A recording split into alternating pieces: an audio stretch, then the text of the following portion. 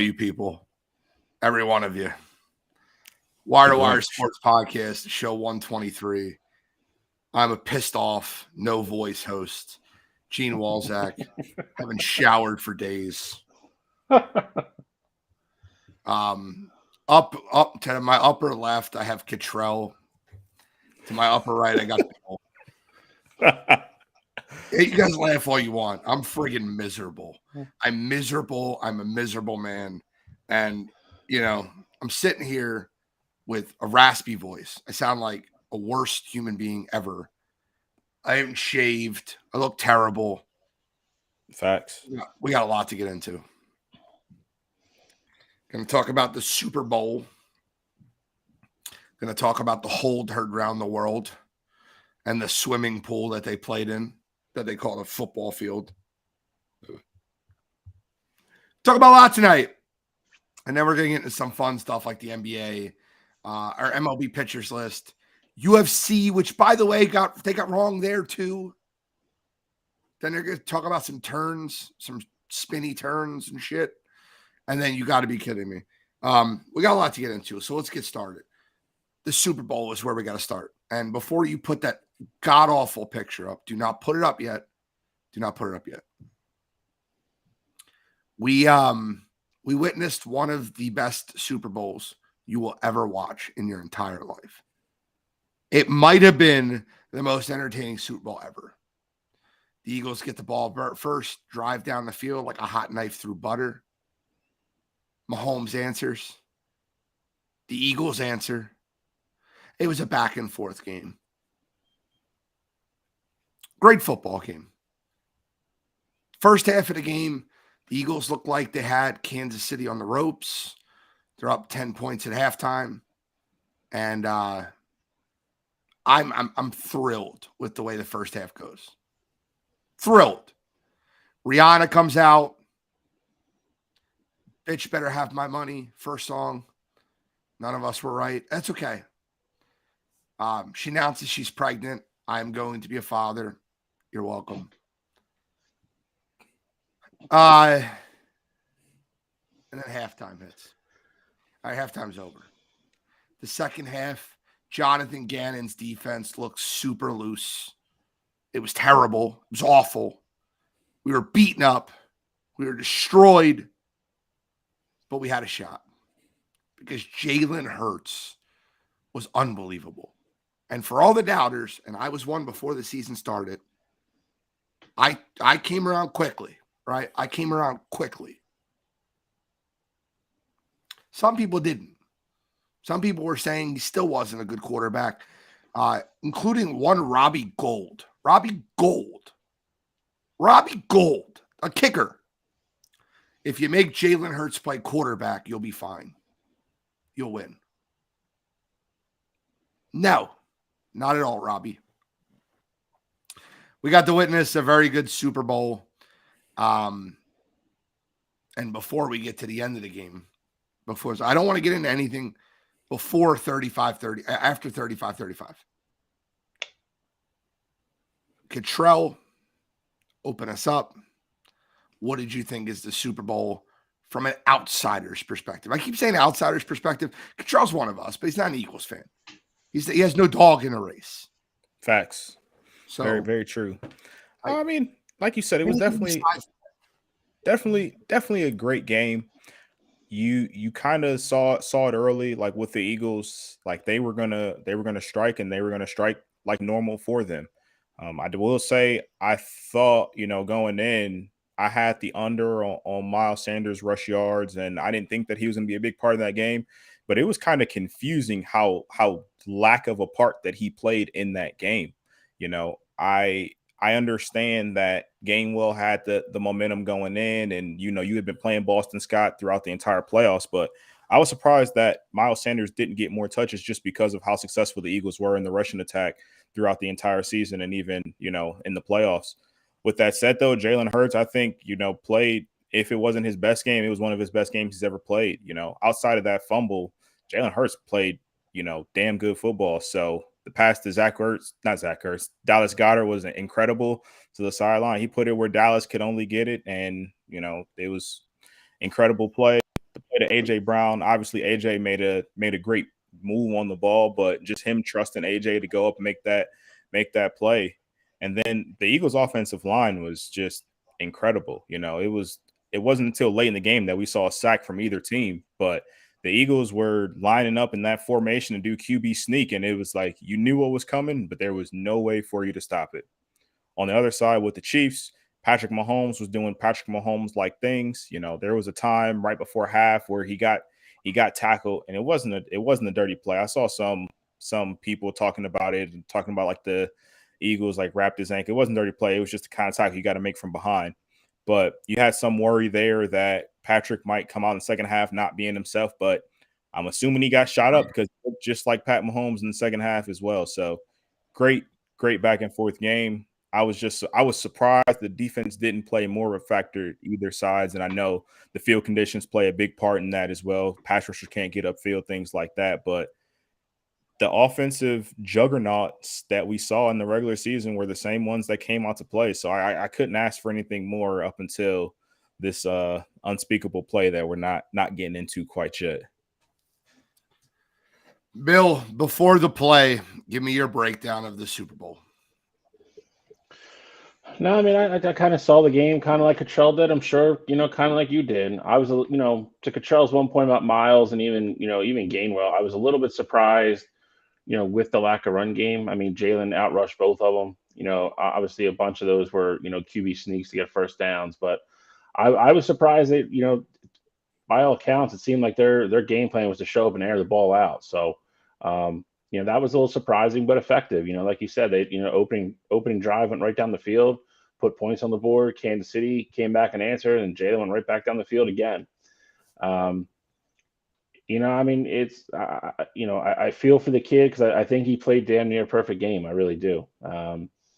His numbers would have looked even better if Quez Watkins brings in that dime that he throws to him. Down in the red zone, probably another touchdown or, at least more points on the board. He made one mistake. He fumbled the ball. It is a pivotal play in the game, and it did account, and help Kansas City win the game. I mean, if he doesn't fumble there, and even if we punt, I mean, it's a 3-possession game going into halftime rather than, a 2-possession game, a field goal and a touchdown game. So that did matter. But I mean, I don't think you can say that there was a better player on the field Sunday night than Jalen Hurts. I just don't, and that includes Patrick Mahomes. I think the kid played his ass off. I think the kid deserves everything, every pat on the back and, accolade and compliment you can give him. I think the defense played like crap in the second half. I don't, there was no adjustment made. Kansas City was obviously going to come out and try to do something different because for all intents and purposes, they only scored 7 points in the first half. Field was trash. I mean, we already touched on that. And I mean, if you go back and literally just watch Hassan Reddick or, even Chris Jones or Frank Clark on every play, every time they try to, speed rush and get upfield, they end up on their ass. That field was terrible. But we'll get into that more later. I think honest to God, the biggest thing in the game for me was Josh Gannon not adjusting in the second half. Kansas City came out with a completely different game plan in the second half and started moving the ball. And we started to look like Swiss cheese. Couldn't stop the run. They started throwing the ball at will. Special teams play was huge. The punt return, Kansas City got all the way down to 3. That was pretty much a free touchdown at that point for Mahomes. So, listen, there's 3 facets to a game. And, I mean, for all, I still really haven't wrapped my head around a lot of it. So, if I'm being completely honest, it's a lot. It's disappointing. I would still argue you to the death that we're the better football team. I just think certain 1 or 2 plays when you have 2 evenly matched teams like that, 1 or 2 plays a game can change the outcome. And I don't know if there's a better example of it than this past Super Bowl. All right. Well, I got a lot to say. First of all, I watched that game from start to finish 3 times at this point. Watched it opening night when it happened. I watched it later on that night on NFL Network. And I watched it again Tuesday morning on All 22. By the way, I just want to comment on this first. This is inaccurate. It's from a different angle. They didn't grab Hurts' face mask. It looks that way from the picture angle, and then you see the full angle, and he didn't grab it. I'm not making that excuse. I think there was some calls that could have went either way from the beginning for both teams. Let me just be clear there. I think that game could have went either way the whole way through. One of the biggest gripes I had was the Devontae Smith catch that was overruled into a non-catch. I don't know how you overrule that. I don't know how you take that catch off the board. At worst, I thought it was a stance, if not confirmed. It was overturned. I don't understand that, but I'm not going to cry over spilt milk. I understand they see the ball hit the ground. It's subjective. Fine. Going to lead into the third quarter. Another comment I want to talk about. Yes, both teams had to play on that same football field. But no team was affected more than the Philadelphia Eagles pass rush. Their pass rush relies on getting off and speed rushing and getting around the outside quick, and playing on that field really hurt them, in my personal opinion. That's to you, John. Second, Andy Reid and Eric Bieniemy, and I'm going to get in Eric Bieniemy in a second, outclassed Jonathan Gannon in the second half of that game. Outclassed him. Patrick Mahomes is a magician, right? Like, did you hear the play where he yells out cover zero? He yells cover zero, and it was right before the Sky Moore touchdown, where they ran the same play essentially. Guys, I don't know how to put this, but Jonathan Gannon has a system, and he used it all year. And when a player's in motion, when he's running cover zero, they pass off the player. You've seen it on the Kadarius Toney touchdown. Darius Slay did this. That means pass off. He takes Kelsey. The guy has Kelsey, takes the next guy over, and they all slide down the line. But what that doesn't work against is fake motion, which the Chiefs ran brilliantly twice. After the first time that happens, you probably should run cover zero in the red zone again. Because when motion hits, the Philadelphia Eagles are trained and taught to do the same thing. Pass off. So they just ran it on the other side with Sky Moore and scored 2 touchdowns that way.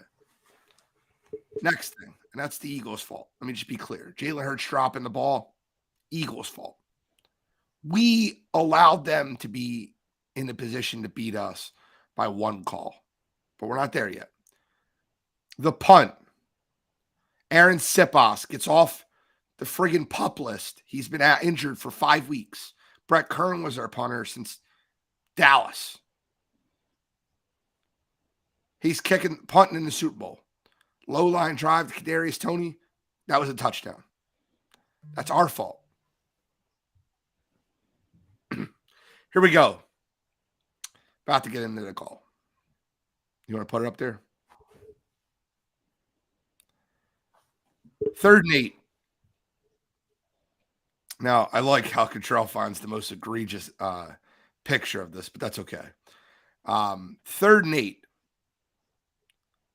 They're at the Eagles' 15 or 16-yard line. Juju runs an in and up. Like, basically, he runs an in, and then he circles back out to an up. It's basically like a sluggo, but there is no slant. It's just basically an in and out route. Bradbury definitely gets an arm on him. I know you know this answer because I talked to you about this already. Shelly, I'm going to ask you a question real quick. Do you know how many holds were called in that entire game? How many do you think were called? Not a lot, because I mean it was pretty much minus a couple like offsides and stupid stuff. They didn't really throw the flag that much in the game. Just take a guess. How many holding calls were called in the entire Super Bowl? Like one, maybe two. You're right. There was one. This was the hold that they called. The only holding call in the entire game. Did Bradbury hold Juju Smith-Schuster in the beginning of the second quarter, early first quarter? Yes, he did. Did you see how animated Juju was on that play? He was throwing a temper tantrum. If you cycle this play through, you will see Juju Smith-Schuster with zero animation. He does not care. He did not think it was a penalty himself. He was not calling for a flag. It was just Mahomes. Second, do you know what referee called this flag, Shally? I believe it was the field judge. No, it was the back judge. Back judge. And it was The one back of them. judge called this flag. How in the hell is the guy in the back of the end zone calling this holding call instead the guy that's on the line of scrimmage right in front of it? How? How in the world? I want to be clear when I say this. I don't know if the Philadelphia Eagles would have won the game. I am not saying this is the reason the Eagles lost the game. I commend Nick Sirianni and the leadership in that locker room. Not one of them came out and made an excuse. Not one of them came out and blamed the officials. That's leadership. It's a big difference between that locker room and San Francisco's. But I will. I'm not saying the Eagles would have won that football game, but I felt like I just read the best book in the entire world, and someone ripped the last two pages out. Because on 3rd and 8, Harrison Buckner kicks the field goal, makes it 38 or 4th and 8. Harrison Buckner kicks the field goal, makes it 38-35. And with a minute 35 and one timeout left, Jalen Hurts gets the ball back. Does he tie it? Does he win it? Does it go to overtime? Do I get to watch Mahomes and Hurts with one last drive for the Super Bowl on the line? No, I don't. I got a BS holding call. The only holding call that happened in the entire game. Players ask for one thing, and that's consistency. If you're going to call it like that, then call it like that all game. Because if you did, the players know to get less handsy. But when you're letting them play, and let me be clear, this isn't the only play where there was holding. If you want to rewind the entire play, which we can't do right now, you'll see that Josh Sweat was being held on the outside getting after Mahomes. He had the Kansas City defender had his arm, Orlando Brown, had his arm around his neck as he was rushing the quarterback. He was being held. It's frustrating to say the least, that a Super Bowl so great could just be ended. Did the Philadelphia Eagles do everything they needed to do to win the game? Absolutely not. Quez Watkins should have came down with the ball. Obviously. Special teams was brutal. Yes. But were we robbed out of a historic ending to a Super Bowl? Yes, we were. And for those that will get on here or comment or text that Bradbury admitted to holding, apparently you didn't listen to the entire interview. And I'd advise you to listen to the interview. Yes, he said he held. He's not lying. There's holding in almost every play in the NFL. This shouldn't have been called. There was an outroar of people that have commented, that have tweeted, that have posted. An outroar. Uproar, sorry. Thank you for correcting me. It's embarrassing for the NFL. Didn't need to be this way. Doesn't need to be about the officials. Bill Cottrell. I tend to, not to be a homer, but I agree with pretty much everything you said. I think it just goes back to. I mean, I can't, I can't tell you the numerous times we've talked about officiating on the show for this past season, or even used it for "You got to be kidding me" or something like that. Um, in a weird way, this is a fitting finale to the season for the NFL and the way they officiated games. By the letter of the law as a whole, yes. Um, to Gene's other point, though, if you haven't called it all night, you can't tell me if I go back and rewatch that game for a third time and do nothing but watch the line of scrimmages, and I'm not going to find a ton of holds on both teams, especially with field conditions like that. They didn't call anything all night, and you call this. To make matters worse with the flag, if you watch it, he literally doesn't throw the flag until the ball hits the ground, which shouldn't be the case. That would only be the case if you're going to call pass interference. But with holding, it doesn't matter if the ball's catchable or not. It's just it's a lot for me. It's a lot for me just to accept at face value, and not have other kind of thoughts to it. My biggest gripe is Gene's biggest gripe. I'm not saying we get the ball back with a minute and a half and we go down and even tie the game. We could fumble the ball, we could throw an interception, a wide receiver could fumble the ball, we could go 4 and out. Any of those things could happen. But it also could be a tie game. We could also go down and score, win the game. Or you could have, like Gene said, you could have these two teams go to overtime, and then it's automatically the best Super Bowl that's ever been played. And then at that point, I don't think it's even a conversation anymore. One team was going to lose this game one way or the other, which to some degree, it kind of reminds me of the Kansas City Buffalo game last year. Both teams played good enough to win, and it was a great game to watch. And unfortunately, somebody's got to lose and somebody goes on. It sucks. It's for the Eagles. It hurts, and we went so long with not having a championship, and all of a sudden we have a chance to win two in a 5-year span. And typical Philly fashion, it feels like we kind of got screwed or cheated out of it. So it's going to sting for a while. I really would have loved to see them win, and I know Kelsey hasn't decided what he's doing yet, but I think that would have really been a great way to send Kelsey and Cox and even Miles and some of these other guys that are not going to be on this football team next year. So, Brandon Graham's another one. It hurts, man. It's like it's kind of like Gene said in his opening. I really haven't fully let it kind of sink in and really dwelled on it, or I just hasn't been a good week. That's all I can say. It was a gut punch for sure. Control. Yeah, so I mean, of course, I agree that we got robbed of an all-time great ending for what it could have been, regardless of what the outcome would have been. Because I mean, even if it goes to fourth down, I think we can all agree we think Butker's making that kick, for it to go up 38-35.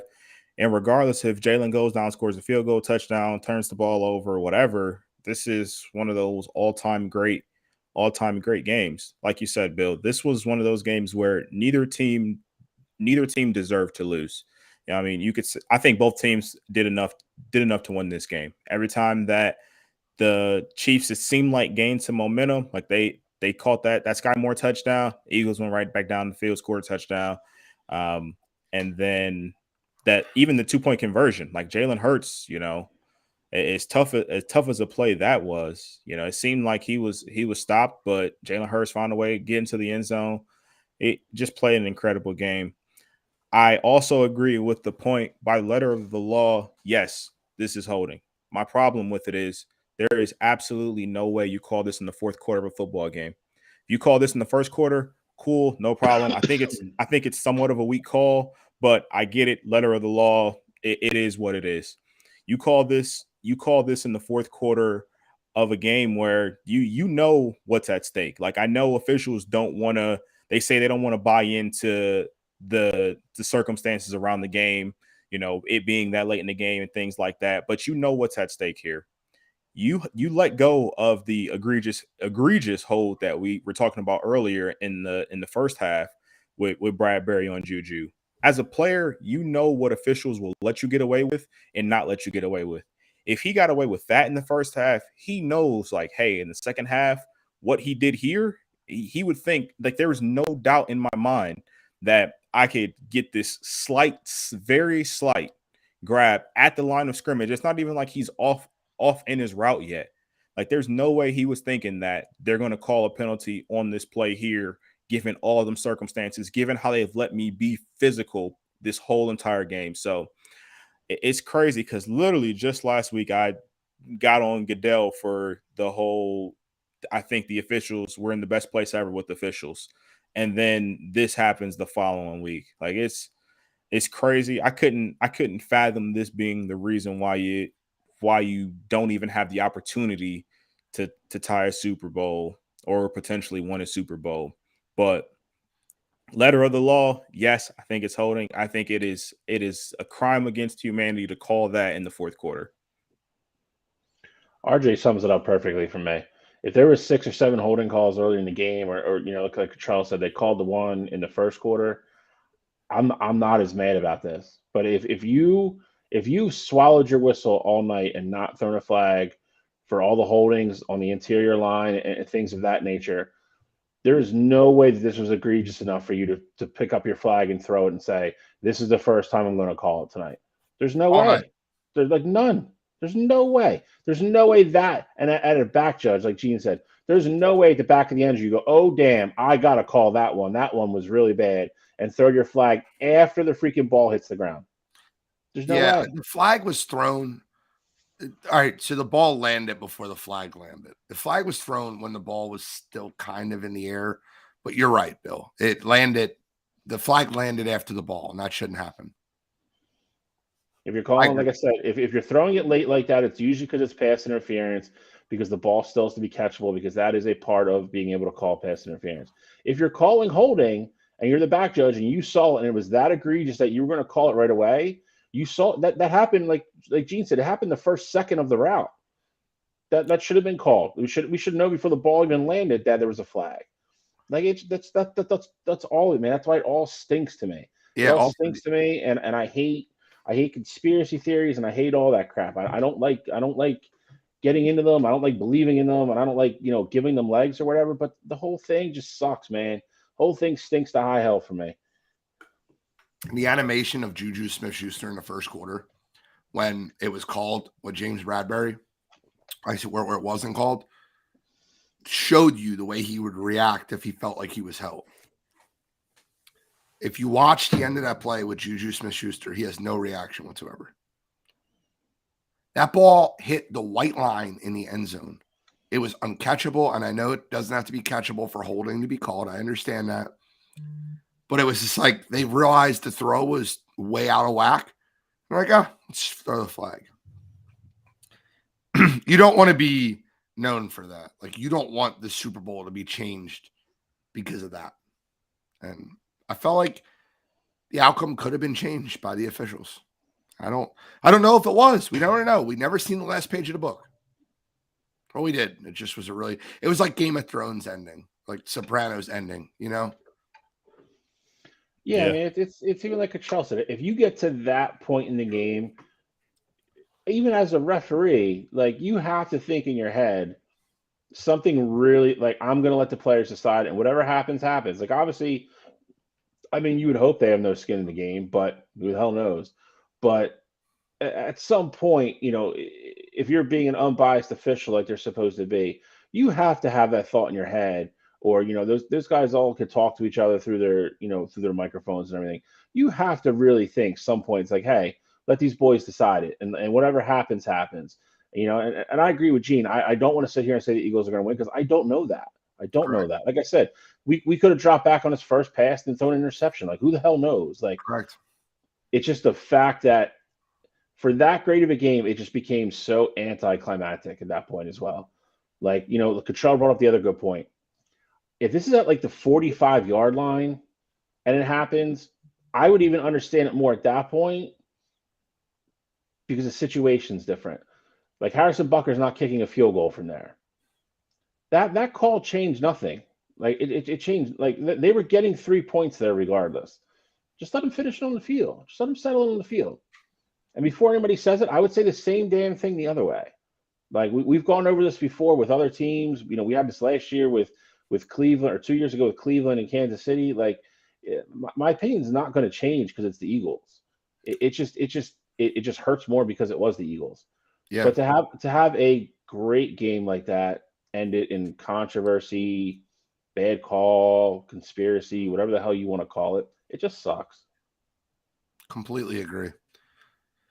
Oh, all right. So, what do you want to do next? You want to do the coaching conversation, or you want to do the next year's Super Bowl prediction? I think we should do Super Bowl first and then go to coaches, I guess. Agreed. All right. Well, you want me to start? Or you want me to go last? You like to be bold. Why don't you go first? All right. Well, next year's Super Bowl, we'll see one of the teams that played Sunday. I think next year's Super Bowl is the Philadelphia Eagles versus the Cincinnati Bengals. And you get Joe Burrow versus Jalen Hurts. And I think it's going to be another all-timer. I'm going to go Eagles, Bengals. I think the Bengals get a lot healthier on their offensive line. Another year of Joe Burrow. And I really believe the Bengals will consistently keep getting better. And I think the Philadelphia Eagles are set up in a perfect position to go on a 3 to 5 year run. Let me explain to you what I mean. This year, they're going to lose a ton of players. You watch Miles Sanders' last game in an Eagles uniform on the Super Bowl. TJ Edwards, probably his last game in an Eagles uniform. James Bradbury, probably his last game in an Eagles uniform. Possibly, I hope we re-sign him, but possibly Brandon Graham's last game as a Philadelphia Eagle. Kazir White's most likely last game as a Philadelphia Eagle. You got more. Javon Hargrave's probably last game as a Philadelphia Eagle. But what the Philadelphia Eagles did is they set themselves up in a nice spot. Number one, Nakobe Dean will walk into the TJ Edwards role and play middle linebacker. Number two, you're going to take a cornerback normally with their top 10 pick, and you're going to have him step into the James Bradbury role. Number three, you drafted Jordan Davis with your first round pick this year. He'll step in and be your starting defensive tackle this upcoming year for Javon Hargrave. I think the Philadelphia Eagles are built right. Jalen's going to get a lot of money, but I think he'll take somewhat of a team-friendly deal. I believe that because he knows what winning feels like, and the Philadelphia Eagles are built the right way. Their offensive line is stacked. Their defensive line is very good. And I think the Philadelphia Eagles will be back there next year. I think it's Eagles over Bengals. That's my Super Bowl for next year. You want me to go? You want to go? I mean, I can go next. Go for it.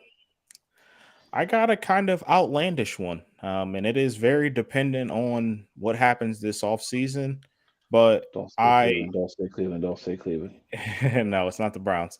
But it is very we know all these great quarterbacks are either on the market or teams are looking to trade them. I think the New York Jets are going to land them a franchise quarterback, whether it be an old one in Aaron Rodgers or a middle of the road guy, not even middle of the road, but top 12, top 10 guy in Derek Carr, or they make a trade and get Lamar Jackson. Regardless, I think they make a move. I think they're going to have a top 15 quarterback on their roster next year. We already saw how competitive they were against the Bills this year. I think Robert Saleh that team is moving in the right direction. They had a great draft last year. I expect them to have another good draft this year. I got the New York Jets going to the Super Bowl with the asterisks of them getting that top 15 quarterback. And on the other side, I think it's going to be a little bit of the same. I have the San Francisco 49ers getting there. I know you guys have beef with them right now, but if Trey Lance can't go and Brock Purdy can't go, obviously Jimmy G is going to be out of there. I don't think they waste a year of that window that they have. I think they go get a guy who can fill the role either until until Brock Purdy comes back or until Trey Lance is ready to go. But I really like what the 49ers have. And so give me the 49ers versus the Jets in the Solo Bowl next year. And I'm not kidding with you. The 49ers have like creeped up to my third most hated team in the NFL. I'm not kidding. Like, yo, I can understand that. If you look at that TikTok video, I'm not kidding. If you look at that TikTok video that I sent, there's so many 40 whiners on those comments. Like, you're an effing idiot. I can't wait. They come to Philly next year. You know that. They come back to Philly next year. Yes, they do. Sally, give me yours. So I am actually, while I agree with what Gene said 100% about the Eagles, I do think they're going to lose a little. One of the biggest strengths of the defensive line is the depth they had and being able to rotate in guys in and out. I do think Nakobe Dean is going to step up, and I think, just like Gene, I think he has the ability to be a star. Jordan Davis, we've already seen the flashes. He just got to stay healthy and stay on the field. And honestly, Nakobe Dean can't play any worse than TJ Edwards did on Sunday anyway. So just let the kid play at this point. I agree that they're in a 4 to 5 year window. I think next year is only the only year they take a little bit of a step back, before I think they potentially have a chance to go win 2 and 3 years, something like that. I agree with your AFC team though. I'm taking the Cincinnati Bengals to come out of the AFC next year. I like everything they're doing. Again, I think if the offensive line is healthy come postseason time, I think it's a completely different team. There's no signs or anything showing that Joe Burrow won't even be better next year than he was this year. They have everybody signed. I think the only really contract they've really to deal with is Jesse Bates in the back end. Yeah, so T Higgins. So, Well, but I think T signed. I mean, he's ready for. He's up for his extension. He's up for his extension. He's got to be under contract. You better not do it in the NFC. Don't do it. What? You better not do it in the NFC. Listen, I hate them as much as you do. I just think they're the one. I think it's. I'm kind of going like Cottrell here with the asterisk. I think if they could figure out the quarterback situation, I think they'll get there next year. I don't think they're going to win though, but I just think as great of a job as Howie Roseman's done, and the depth that we have built, I think there are going to be some key guys that are going to have to be starters next year that haven't been. I think there's just going to be a little bit of growing pains. I'm going to take San Francisco with an asterisk, and only because, again, I don't know what they're going to do with QB, and I also got to see who the Eagles hires as coordinators as well. So I'm going to go San Fran or Cincinnati next year. That also does matter. I didn't account for that, but I hate you guys. Definitely matters. You guys went with the 40 whiners. Friggin' The other thing too, Gene, if I'm Jalen Hurts, I don't take a team friendly deal. I just saw Patrick Mahomes. He's getting paid $1 billion and he just won a Super Bowl. So I would say I proved that I can compete with him and I want my money. If that means you got to figure it out with how you're going to pay other people, then so be it. Listen, I mean, the blueprint's there. He's the first big money guy to win it. I think you also just have to look at, everybody wants to talk about, can he catch Brady or whatever now? Like, there's still another 2 years out from really seeing what that's going to do to the team. And that being said, I mean, we can sit here and go back and forth all we want. Jalen Hurts is not Patrick Mahomes. He's great. He's great. He's a top 10 quarterback, and the kid had an incredible year. I don't think you could sit there and say over the course of a year he's absolutely going to do, what Patrick Mahomes is capable of doing. We got a new listener. Hopefully he's from the TikTok video because he sounds like a 49ers fan. So hopefully we gained one. But he said, smart man, Bill. 49ers are a great team. We just didn't have our quarterback. No excuse for me, but our defense ain't going anywhere. D'Amico Ryans went somewhere. Maybe it's a different scheme. I don't know. I hate the whiners. I'm done. And that defense gave up 31, just saying. All right. So I got to bring a point up. And it's a point that drives me absolutely bonkers. And I talk about it every year. And every year it still comes to rear its ugly head. Here we go. Guys, let's make it very simple. Another year and another year where the Houston Texans are the only team that hire an African-American head coach. Eric Bieniemy just outclassed Jonathan Gannon. And Jonathan Gannon got the head coaching job. They hired retreads. Listen, don't get me wrong. I love me some Frank Wright. But Frank Wright got a job. Shane Steichen deserved the job for what he did with Jalen Hurts this year. I'm not saying he didn't. And I'm kind of glad Jonathan Gannon got the Arizona head coaching job because I want a different defensive football scheme. I really believe it. Every time the Philadelphia Eagles have played a top-tier quarterback, he has shredded us. They have shredded us time and time again. However, there's too many good minority candidates that get passed up year in and year out. And for DeMeco Ryans to be the only one hired this offseason again, and for Houston to be the only team hiring a minority head coach just drives me absolutely through a wall. So I'm going to address all the Eric Bieniemy crap. Let's talk about the fact that Eric Bieniemy committed a crime 30 years ago. Is that real? What? Is that real? Oh, yeah. It was like 30 years ago. Yeah, I don't know that. I haven't heard that one. Well, that gets brought up way too much about his past, about what he did in the past. You know how many, I'm serious, I'm not kidding with you. Do you know how many head coaches have had felony charges against them? Looked this up earlier today. Current coaches?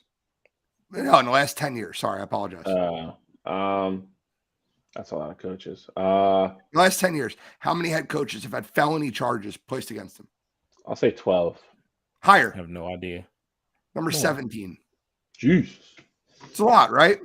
Okay, let's take it a step further. Do you know how many, he's an assistant coach, but this is kind of irrelevant. Do you know how many assistant coaches that have felony charges in the last 10 years?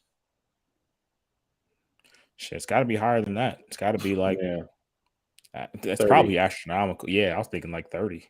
114. Jesus Christ. Oh. Now, obviously, these are assistant coaches. This doesn't mean offense or defense coordinator. But let's address the second part, the crap, right? Well, Andy Reid is the reason that their offense is successful. You've heard that one before, right?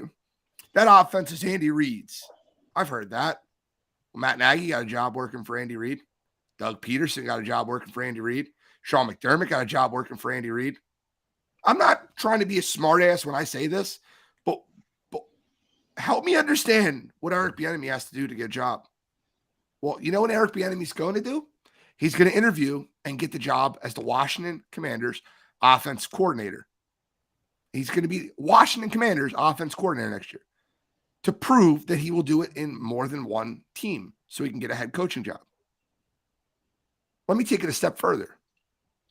Byron Leftwich was just a head coaching candidate last year.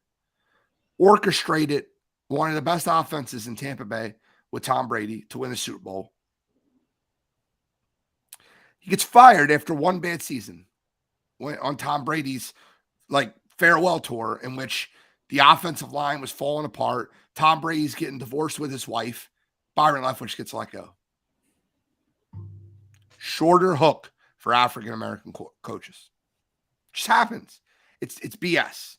Brian Flores took the job as the Minnesota Vikings defensive coordinator without interviewing for Arizona, so I can't bring that up, and I understand that. He was listed as one of the top candidates for the Arizona Cardinals job. Apparently, he did not want to go there because of Kyler Murray. I can understand that. It's just time and time again. Every year it seems to come up, and every year I seem to have to talk about it. The last part I want to bring up.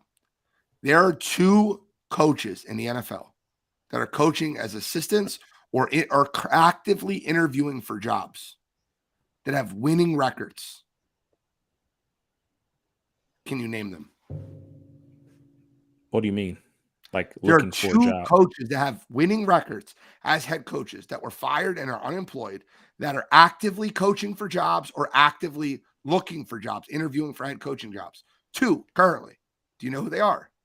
Is Caldwell one of them? Caldwell's one. Well, Caldwell's a ridiculous record. Caldwell just got a job as head coach. No. Which is what I mean as the head coach. Yeah. Okay. I got you. Currently looking for a head coaching job and working in the NFL. Can you name the other one? The other one's fun. Trying to go through all the coordinators real quick. Well, let me ask you a question real quick before you answer.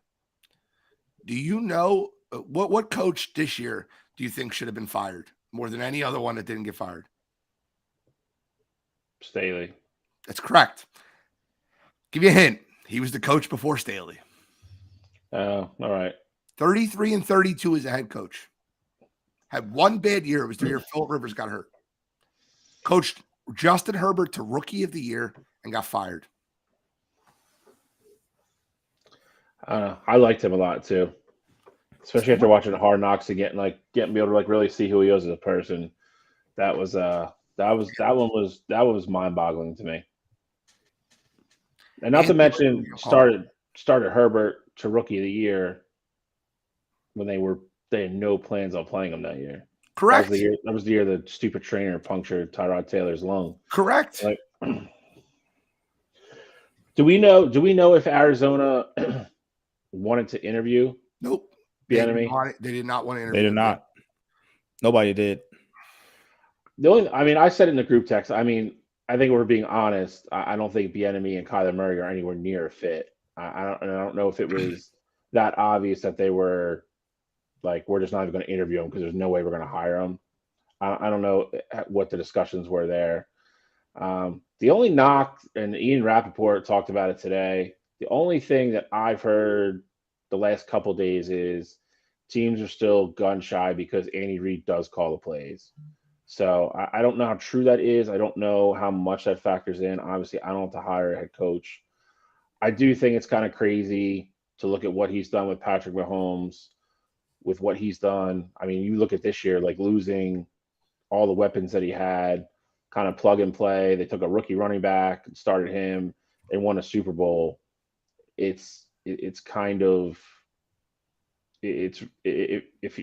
don't think a lot of people are defending it at this point, but if you are, I really don't know what leg you're standing on with it at this point. I'd like to reply to that retort, and I know it's not your retort. I understand it. Doug Peterson did not call plays for Andy Reid, and he got the job as the Philadelphia Eagles head coach and won a Super Bowl. Nick Sirianni did not call plays for Frank Wright and got the job in Philadelphia and took us to a Super Bowl. I'm going to be honest with you. You do not have to call plays to be a good offensive coordinator or a head coach. I actually think Jonathan Gannon will be a better head coach than he is defensive coordinator, because just everything that you listen to him and every time you follow him, he's a very intelligent type person. I think he'll be a decent head coach. That's not the point. The point is just time and time again, African-American coaches get passed up in the NFL. And thank God for Ryan Clark posting that tweet, because that tweet needed to be said. The two coordinators that lost in the Super Bowl get head coaching jobs, and the one coordinator that won did not. Control? 100%. I think it's one thing for him to not even get hired because for whatever reason, if you have your bias, and I know, there's some teams here that have been in the carousel before, like Houston has already been in it. So if they didn't want to hire Bieniemy because they had already talked to him, something like that, that makes sense. But that wasn't the case this go round. You didn't even give him a chance to interview. If you had heard things in the past that were bad about him, he doesn't interview well. Why don't you see for yourself? People can grow within, 2 years, 3 years.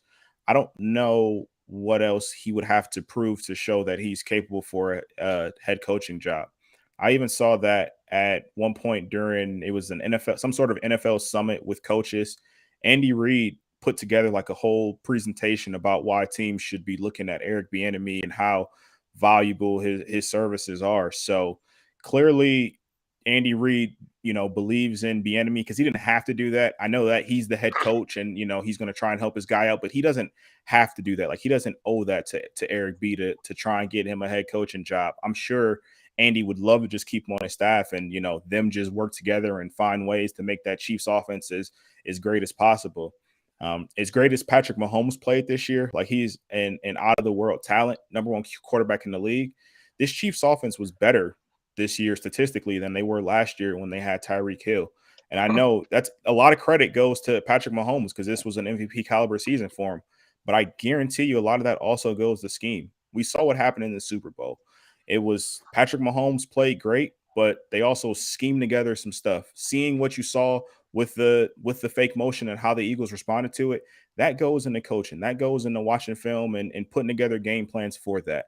The funny thing about it is Doug Peterson was the one that ran it first.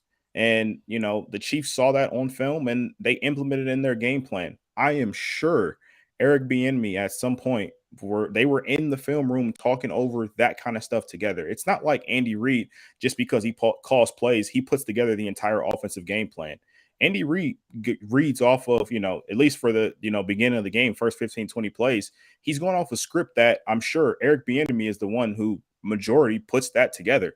So Andy Reid calling plays, I get it. It's important, things like that. But Eric Bieniemy just keep getting passed up for these opportunities. It's getting absurd to me. And it's crazy that he has to even consider going somewhere else just so he has the opportunity to get a head coaching job. Why would I feel like I need to go prove myself by going to an awful situation in Washington?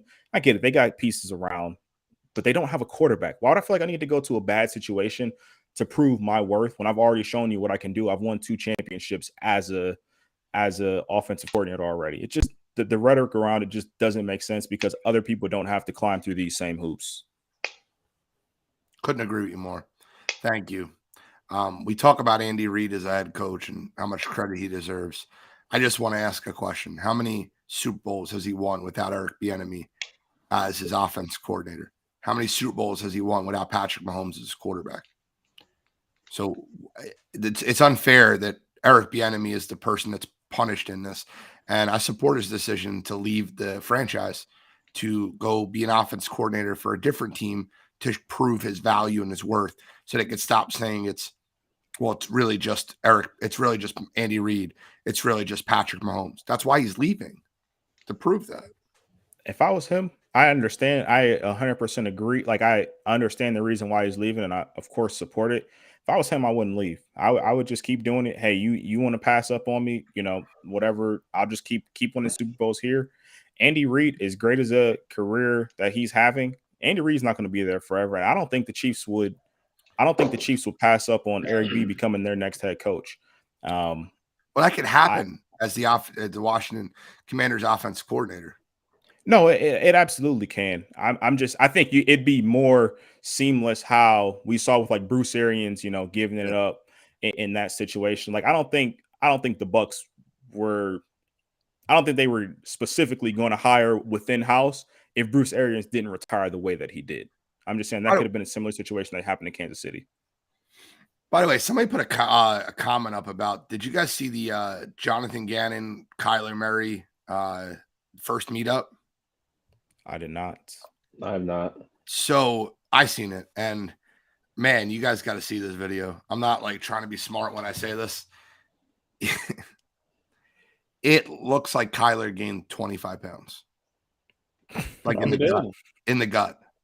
I mean, he's not doing. He can't do any cardio right now, so it's crazy. That's also true. All right, well, that's already it's 55 minutes in football. We got a lot to talk about this week. You guys ready to move on?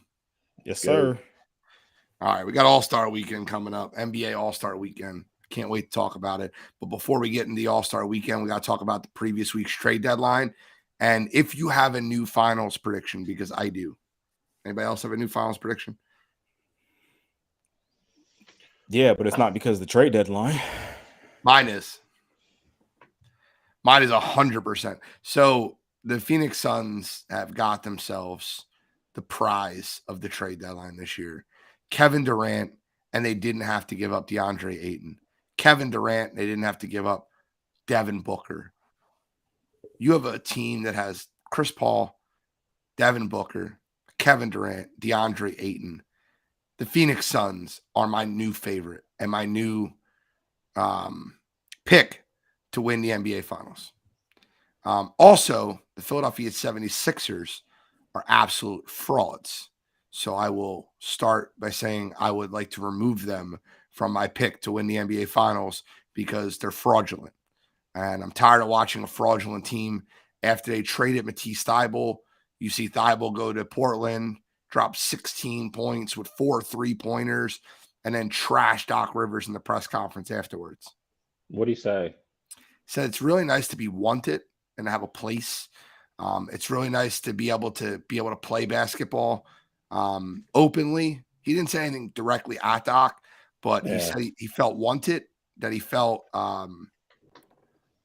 like he could play basketball again openly.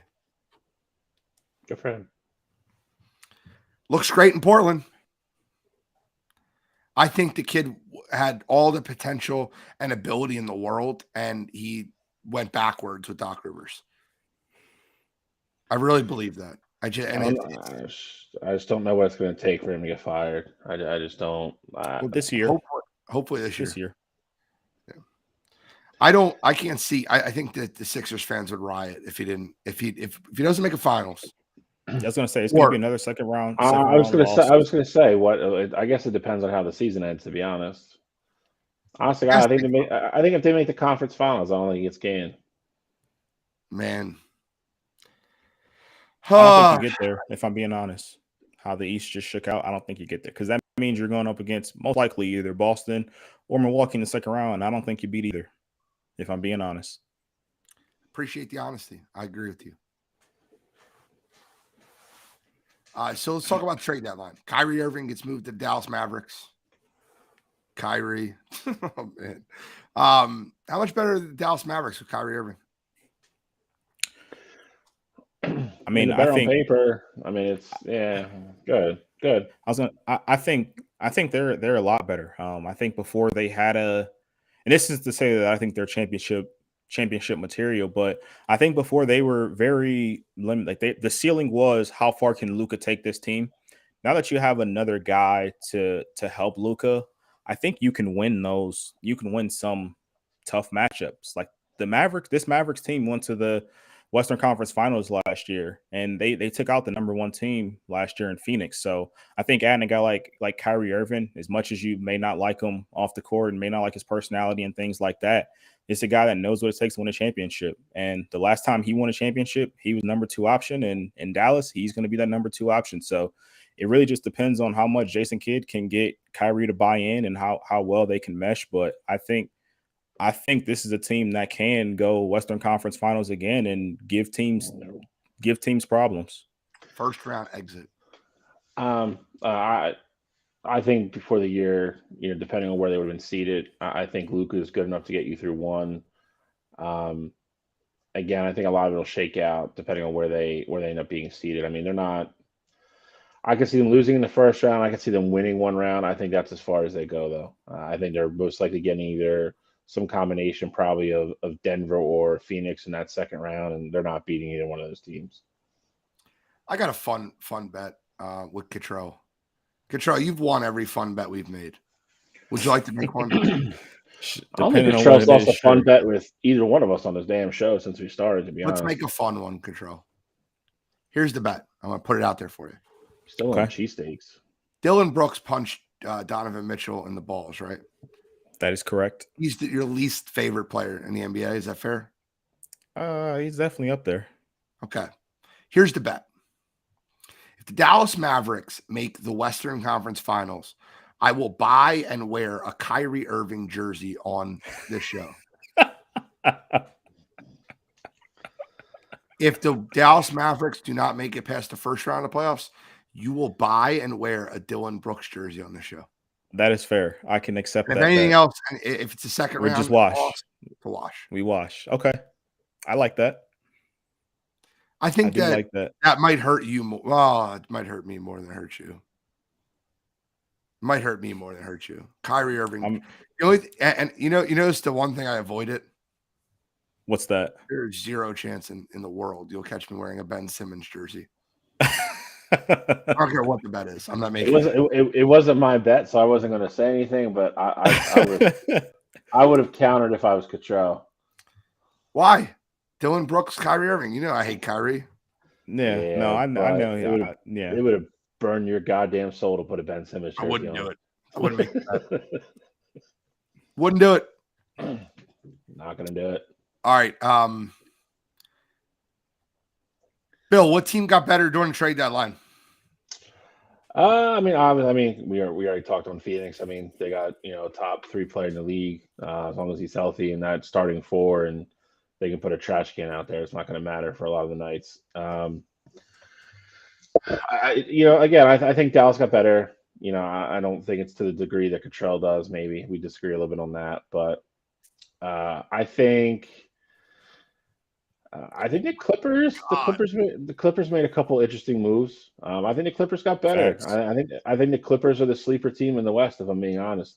As long as they can keep Kawhi and Paul George healthy, that team definitely got better. They strengthened them. They had a couple weaknesses, and they have more depth now, and they rounded out their squad.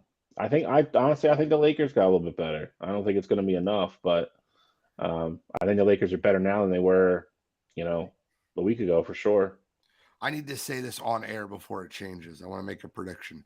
The Philadelphia 76ers are currently beating the Cleveland Cavaliers 31-10 in the first quarter. I predicted the Philadelphia 76ers will blow that lead. I'm not saying they'll lose the game, but I predict the lead will be blown. It's a 6-point game. I think this game ends like 111-107. You know what I mean? Like, yep, one way or the other. But always. Just wanted to say that the 76ers we are terrible at putting people away. I don't know what the hell is going on over there, but I'll go Phoenix, Boston. Finals. Phoenix over Boston's my new finals. I still like Milwaukee winning the chip, but I like Milwaukee over Phoenix. So you changed to Phoenix? Yeah, no, I mean, yes, but I'm saying like I was off the Lakers bandwagon by game 4. So you didn't pick Phoenix before. When we asked you to update it around Christmas or like January, whatever it was, you went with who'd you go with out of Western Conference? You switched it from the Lakers to somebody else now to Phoenix. I forget who the team was. I forgot this conversation that we had on here. I was just thinking about our preseason, but I still like Milwaukee to win it. I think they got a quiet good move, quiet good pickup in Jay Crowder. Getting a guy who fills that PJ Tucker-esque role for them. Yeah, it's fair. I think that'll Holiday, really help. Jay Crowder, Giannis. They got a very good defensive team. Yeah, they'll play good defense over there, and you got the best player in the world. You're always going to have a chance to win it all. The other team that I think, Bill, you hit it on the head. I love what the Clippers did. Getting Bones Highland, that's a great pickup for them. I was kind of confused because they got rid of both of their point guards and John Wall and Reggie Jackson, but if they can just figure out how to get the ball up the court and how to manufacture offense outside of just ISO ball, I think the Clippers are going to be very tough. They have I just said that. I just said that. I know, but like I just said that. We all agreed when we talked about this earlier. The most important position on the basketball court was the point guard. Facts.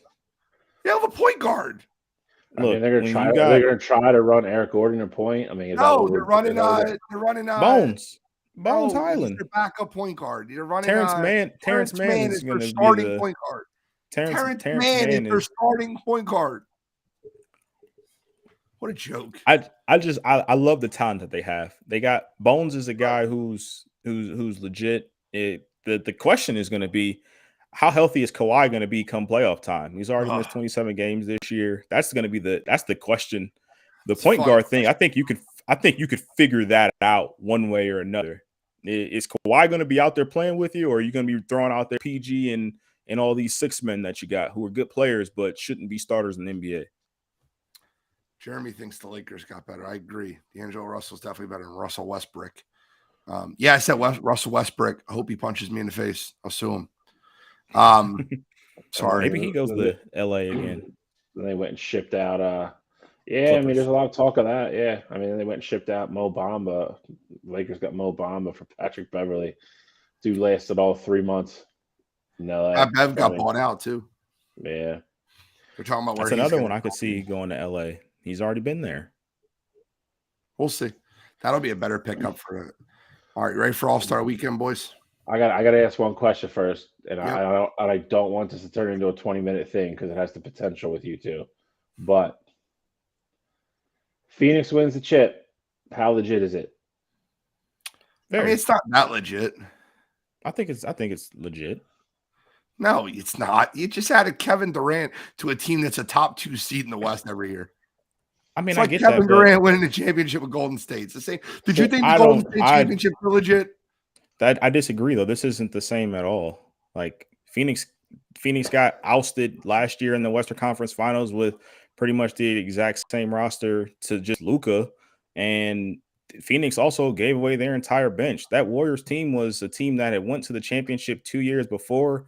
They had won one of them and blew a 3-1 lead in the other, and then they added Kevin Durant. I don't think this is the same caliber as what it was with Golden I don't State. think it's a stacked team, but I think that it's not like a really legit championship. Like I don't. I think it's KD being KD. I mean, I don't disagree with that portion of it, but the other thing too is Remember before Chris the Paul. season, he's like, "Yeah, I'd like to get traded to Miami or Phoenix, top 2 teams in your conference. Go to either one, just either one. Just go with the top." I will say too, Chris is as much hate as I give Chris Paul, and this isn't going to be any hate towards him, but we are starting to finally see him slow down. Like before, he was all-star caliber. We talked about him being a top 2 point guard. Games, he's looked incredible. He has. Now that Devin Booker is back, but I'm just saying what he was looking like. Like he wasn't looking like the all-star, all NBA caliber point guard. Like I just don't see this Phoenix team. They gave up a lot too. Like I know name-wise it's not a lot, especially when you're getting back Kevin Durant in return, but you lost Mikal Bridges, you lost Cam Johnson. Like you're going to be throwing out a stacked starting lineup, but your bench is going to have to keep you in the game too at some point. So I don't think this is the same as the Golden State thing. I think that the Phoenix Suns have found another budding superstar, budding star in Josh Okogie. I think Chris Paul dropping 17 points, 19 assists last night. He's back to form. I think that you're looking at DeAndre Ayton walking into a better situation with Kevin Durant being able to space the floor more to give him a lot of offensive rebounding situations. Devin Booker had 32 last night. Like I think that the Phoenix Suns are going to be really good, and I think that they're my pick. I think they beat Boston, but this is what it is. We'll see. Let's move on to All-Star Weekend. What do we got first, Kittrell? What do we got first? The 3-point shootout. I got picks for all of these guys. I got a value pick. I got a straight pick. I'll tell you who I think is going to be in the finals of these, and I'm going to put a couple dollars on each one. Couple dollars. All right, so 3-point shootout. Kittrell, give us your pick. You can give us your finals, like first and second place, or like a dark horse, whatever you want to do. Lead the show. Right, let me get up my odds here. But I do like Damian Lillard to win this award. I like him in the final against Buddy Hield. Funny enough, these are actually the top 2 odds wise. Buddy Hield at plus 420, Damian Lillard at plus 470. But I like Dame to win this one. The three-point contest really isn't about like who the best shooter is. Obviously, it's an award for the best shooter, but you got to get used to shooting in these types of contests. So I think Dame and Buddy, they have that experience, and it's going to show. So I like those 2 in the final. Yeah, Bill. I'm going a little further down. I do think Cottrell hit on a point. I think you need 2 guys that, if they can get hot and then just go through a couple racks and not miss a ball. So sometimes you almost want more of a streaky shooter in this, as long as they can get hot. I'm going with Tyler. I can be your hero, baby, over Damian Lillard in the finals. I like it. There's a real big value play in this. Real big value play. Buddy Hield's not it. I think Buddy Hield wins it. I think Buddy Hield is the he's got a quick shot. He gets hot. He gets streaky. I got Buddy Hield winning it. But I think the biggest value play in the whole field is Lauri Markkanen at plus 600. I like that. I might sprinkle a couple dollars on that. So I got Buddy Hield over Lauri Markkanen in the finals. Buddy Hield over Lauri Markkanen in the finals. What's next? The least exciting Ugh. slam dunk contest in the history of slam dunk contests. They couldn't even get a 76ers jersey on him in time. Blue coats. If he doesn't come out to Return of the Mac, he's missing the boat. He is. I can't believe we can't get anything better than this. I'm still mad LeBron's never done this. Like, Aaron Gordon's so pissed off he's been screwed 3 times. He's never going to do it again. But I mean, there's nobody else. Like, we got G League players now. Yo, I will say, gonna win this. Yeah, Mac McClung can dunk. Like, in a way, I'm kind of okay with a G League player in this circumstance, just because I know, well, from what Mac has already shown me and the crazy dunks that he does in like practice and just open gyms and things like that. Like, I think he's actually going to put on a show. I guess my problem is we got guys like Ja Morant now. Like, Ja Morant hasn't done a dunk contest, and he talks about not wanting to do one. It's just, there's so many players right now. Even if you want to go with a young guy, Shaedon Sharpe has been jumping out the gym in Portland and putting down some ridiculous dunks. Withdrew. Shaedon Sharpe wasn't. Yeah, he wasn't. He withdrew. But I'm just saying, like him not being in it. Like, we got these high flyers like in the league. We could have all-time dunk contests right now, but they don't want to do it. Yo, Jeremy, watch your mouth. Jeremy, watch your mouth. All right. So I think the biggest joke on this list is Jericho Sims. I know he was the last second replacement, but you got to be kidding me, right? The next center, backup center. Are you for real right now? Yeah. I'll take Mac McClung over Kenyon Martin Jr. in the finals. I have the same, actually. Unfortunately, it's not too fun here. We are going to sweep this one. I also have Mac McClung over Kenyon Martin Jr. I think Mac's going to pull out something crazy. He's going to pull out something that we've never seen. And as bad as these names are, I think Mac's going to make it just a little bit worth it. I just need to go back to like the early 90s, dude. Where like literally, like out of all the All-Star games, the slam dunk contest was the best thing. Like the slam dunk contest was bigger than the actual freaking game. Like everybody showed up to watch Spud, Dominique, Michael, whoever. Like think of this whole generation that like didn't want to do it.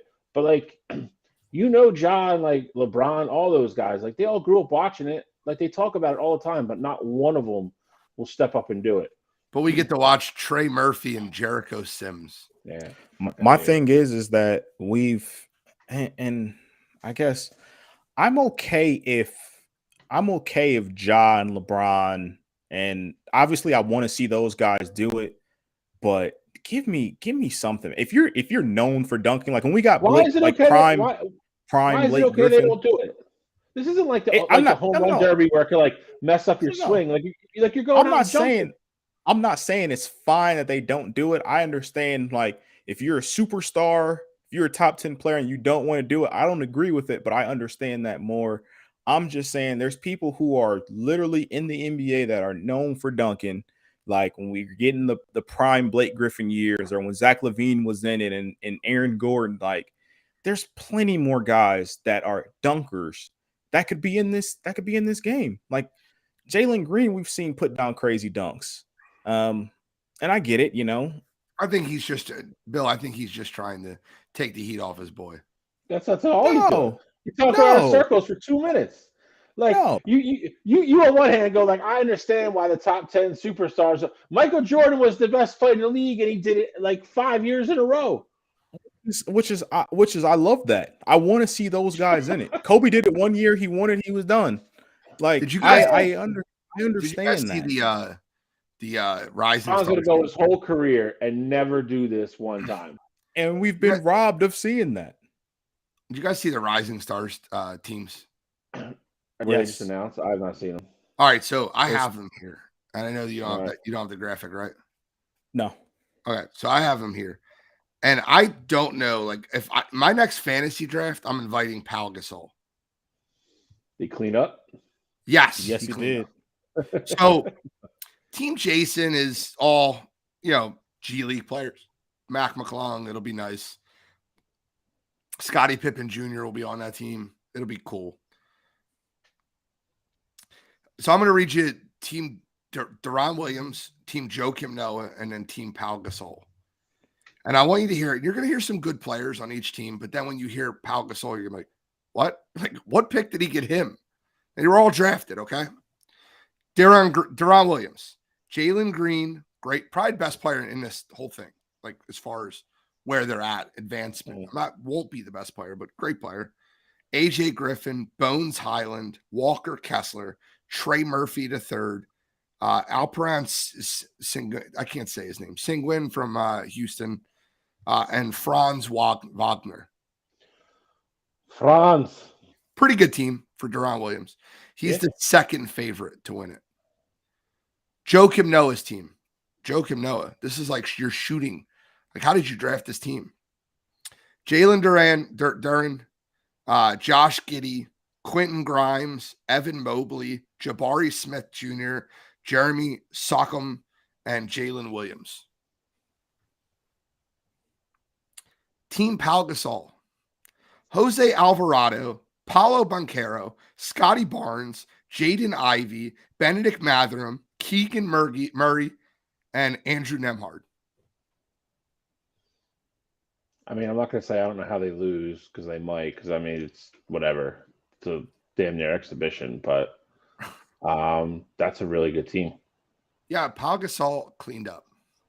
He got the I'm best not a kid, dude. his class. I'm more excited about watching those games than the actual game. 100%. He got the best 3 rookies in the class, and he got last year's Rookie of the Year. I will say, though, I do like on Team Jason, he's got Scoot Henderson and he's got Kenneth Lofton Jr., who I think in a game like that, he is going to ball out. Yeah, you're right. You're right. Scoot. It'll be fun. I think Pau Gasol's team wins it all, though. Benedict Mathurin is literally like microwave. He's just heats up constantly. Jaden Ivey, Scotty Barnes, Paulo Banchero, runaway Rookie of the Year. Jose Alvarado's the perfect point guard for that team. And you got Keegan Murray, who's probably going to finish number 2 in Rookie of the Year voting. It'll be far off number 2, but probably finish number 2 when it's all said and done.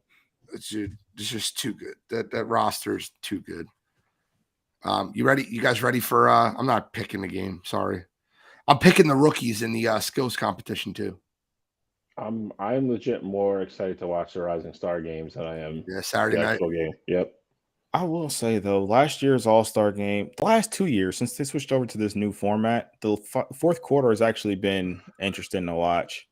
I actually agree with Kittrell. It has been more interesting with the new format.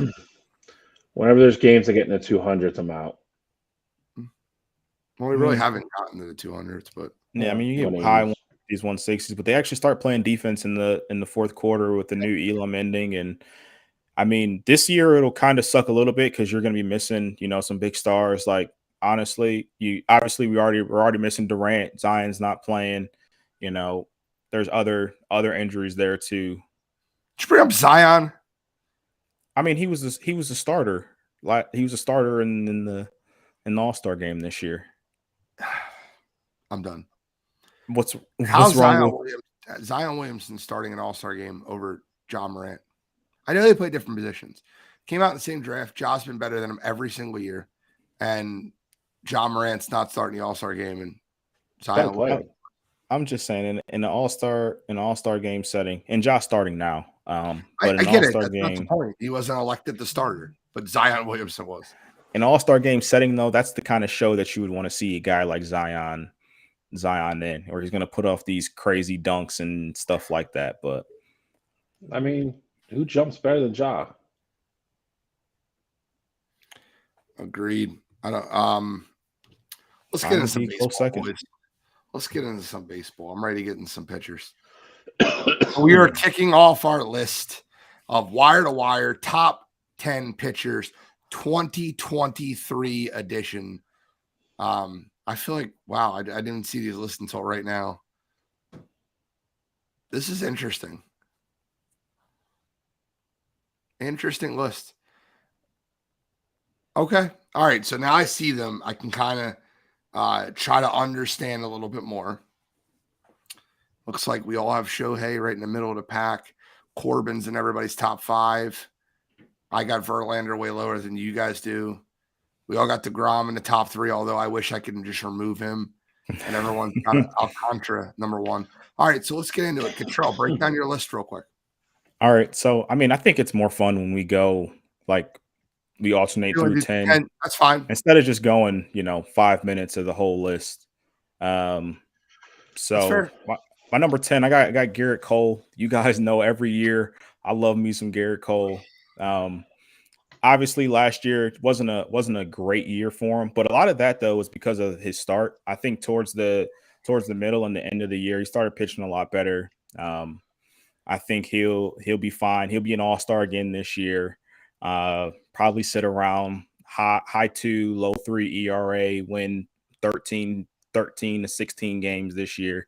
Obviously, it's a big gap there, but I mean, I think I could see him winning, 15 games and being sub 3 ERA. So I got him into my number 10. Bill, I'm going Aaron Nola number 10. I don't think 15 games, winning 15 games is going to be enough to crack these lists this year. With some of these younger kids having a full year under their belt, a couple of them, we all have on our list we're going to get into soon. Aaron Nola is one of 7 guys that went over 200 strikeouts and 200 innings pitched last year. His analytics are off the charts. If you look at his in-depth numbers, he's going to win a lot of games. Going to be the number 1 pitcher again for a team that is poised to make another postseason run. He's the workhorse of that staff. Doesn't get hurt. Just keeps throwing. It's been over 200 innings 3 straight years. I think he has another good year. I have him number 10. Last year he had the most innings pitched, including playoffs. 230 innings pitched.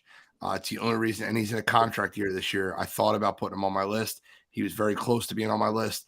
I do have one honorable mention that's not here, and that's okay.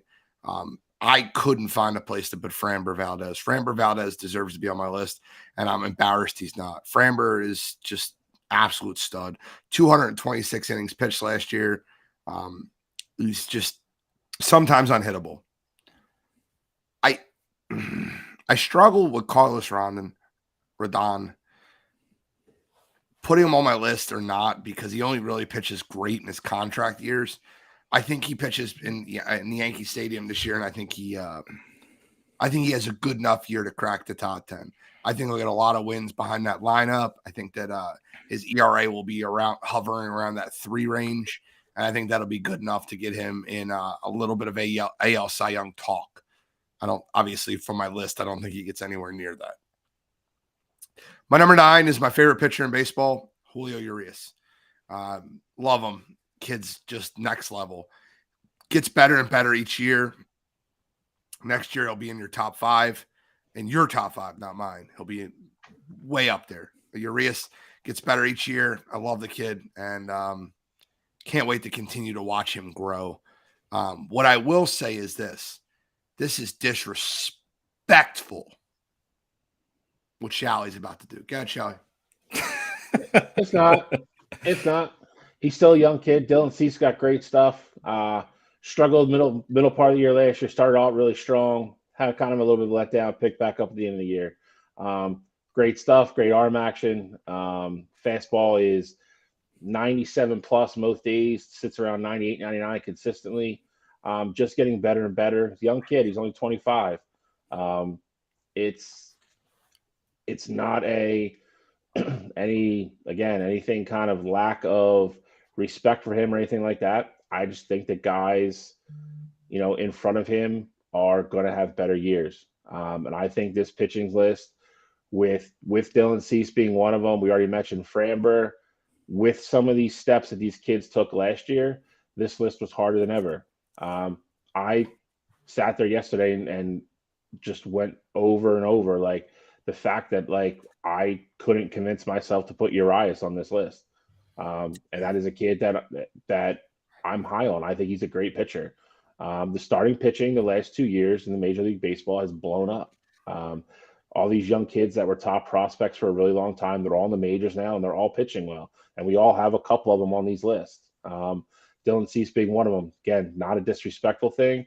I just think everybody I have ahead of him is going to have a better year. It's a projection list, but I couldn't make this list, without putting him on it. So that's why I have him number 9. I could try you up for 2. All right, so my number 9, Alek Manoah, a guy that you guys don't have on your list from Toronto. Reason why I love this kid is, one, you guys know that I feel like last year I was big on Toronto, so I think Toronto obviously going to be a great team, but he's going to have the opportunity at 24 years old to be ace of this rotation. He was second in the league last year with his quality starts, and he had a 2.2 ERA. I think he's only going to get better this upcoming season. I could see him winning 16 games again or more, continue with that low ERA.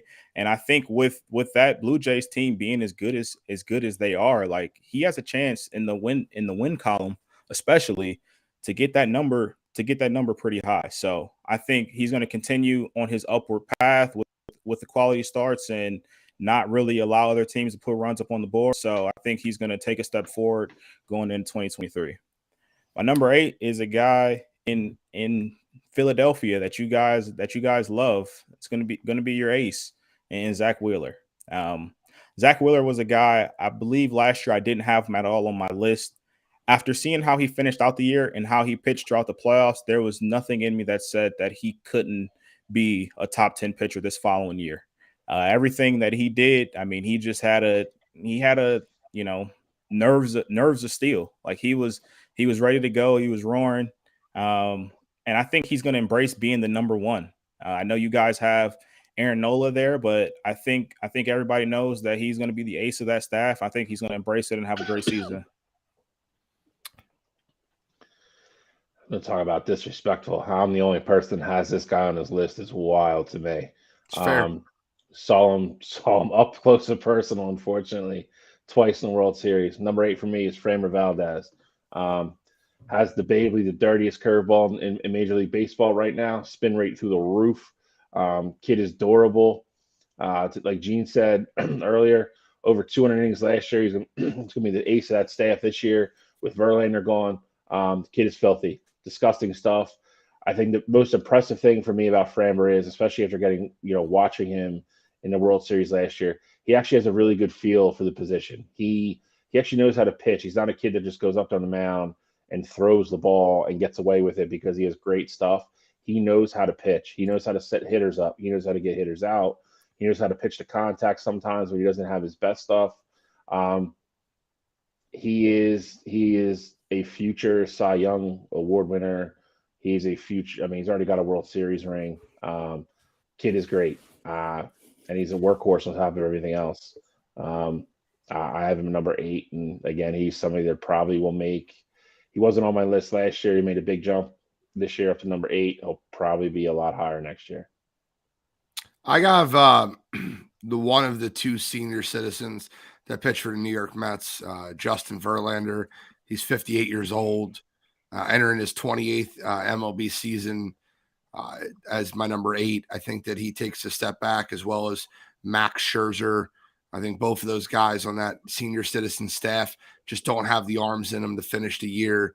Pitching in New York, as Max learned last year, is a little harder than it looks because of the weather. Your arm gets tighter quicker. You don't be able to get that Houston warm weather area throughout the entire year. He's going to start with cold weather. He's going to end with cold weather. I got Verlander taking a step back at number 8. My number 7 is a guy that I projected a huge breakout year last year. Finished second in the AL Cy Young, Shane McClanahan. McClanahan was an absolute animal. He probably would have won the AL Cy Young if he didn't get shut down in the beginning of September. McClanahan was an absolute beast for the Rays, and it continues an upward trend in the top 10. Number 7, I got my guy Zach Wheeler. He was on the bottom of my list last year, even higher this year. Great stuff. Again, I think we were one of 2 teams that had 2 guys that went over 200 innings last year.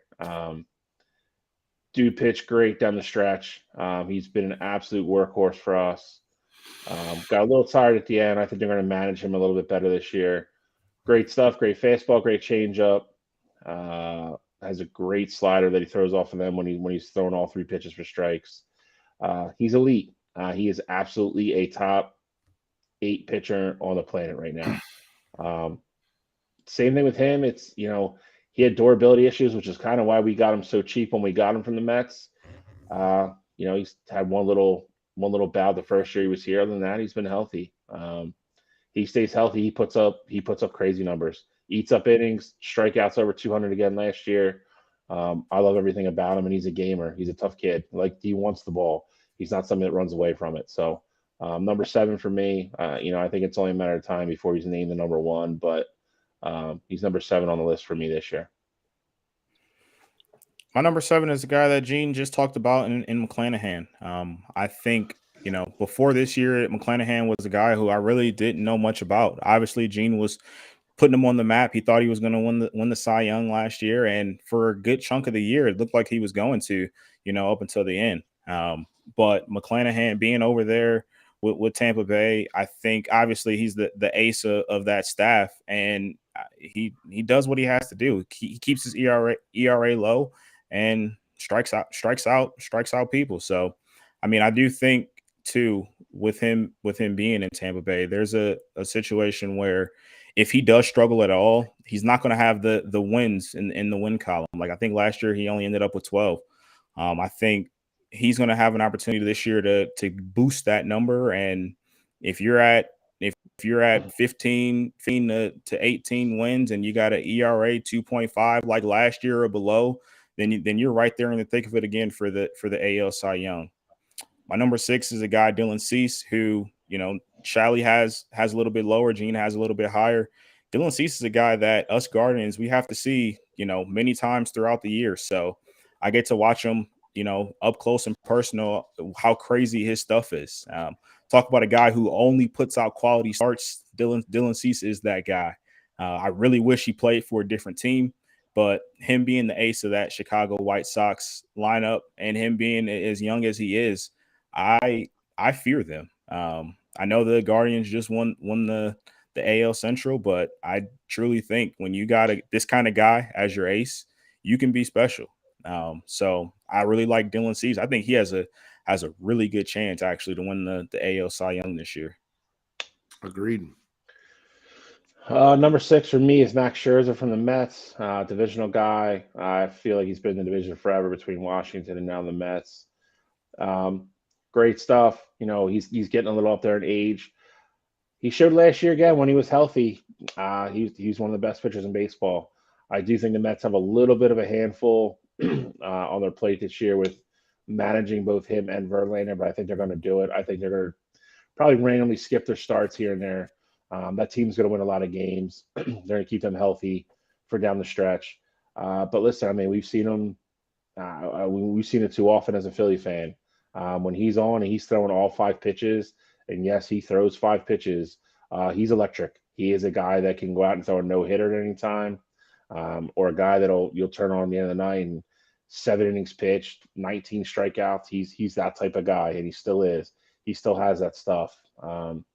Maybe not quite the top end velo that he used to, but he's also a smart pitcher. He knows how to get people out. So he's a stalwart of the top 10. Been here for a long time. This year's no different. He's number 6 for me. I got my man Zach Wheeler, number 6. Absolute beast for the Philadelphia Phillies. You guys both mentioned him already. I won't take more time on this. We got a lot to get into with the show. And then I got Shohei Ohtani, a staple of the top 5 pitchers in baseball now. The guy is all world. Great hit, top 5 hitter, top 5 pitcher. Man, I just don't know how you get much better than Shohei. I have Shohei number 5 as well. I think the thing that separates him from the top 4 for me is he is he's still not pitching every 4 days. He's pitching every 5 days. The Angels had like a 6-man rotation last year. And I still think he goes out and tries to strike too many people out. And when you have his type of stuff, I understand how that's easy to do. I think when Shohei learns to pitch, and trust the stuff a little bit more and pitch to contact a little bit more, I think his numbers are going to go down even more. I think his ERA will go down. I think he'll win more games. He just doesn't pitch enough innings for me to be, with these top four guys. He has the stuff to be there. But when you're only pitching 5 innings a game because you're at 110 pitches, because you're getting these crazy battles, it's one thing I would like to see him do a little bit better this year. But just stuff alone and how electric he is, and Gene already mentioned his hitting. There's no way he can't be on this list. So he's number 5 for me. My number 5 is a guy who won the 2021 Cy Young, and that's Corbin Burns. I think Corbin Burns obviously is going to have another phenomenal year. Last year, he was top 5 in strikeouts. Obviously, he's top strikeout guy. He's always going to have 200 plus strikeouts. But the 4 guys that I have ahead of him, I just think are going to have better years. I think this is going to be another year where he has a 2.5 or below, 2.4 and below ERA. And he's going to be a 225 plus strikeout guy. So I just think that the guys ahead of him are guys who I think are going to be right there in the thick of it for the Cy Young. My number 4 is Shohei Ohtani. You guys mentioned a lot with him already. And I mean, there's really not much more to get into. I think the only thing that may not go in his favor is what his numbers are going to be like in the win column, just because the Angels, they've shown time and time again they don't like winning baseball games. So number 4, Kachado's talked about Corbin Burns. The run that he's been on the last 3 years is incredible. I think he has the ability to be anywhere from 4 to number 1 on this list. I wouldn't really argue any position anybody had him in. Great stuff. Plays for Milwaukee. He's been their number 1 for the last couple of years, kept them in playoff races, got them into playoff races.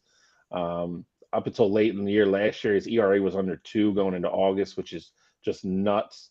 I think it's an interesting year to watch him with a Cy Young. I think he's not going to be the odds-on favorite. I think it'd be great to watch it because he's on a contract year, and there's no way Milwaukee's going to be able to afford him. So I think he gets traded at the deadline this year to a contender.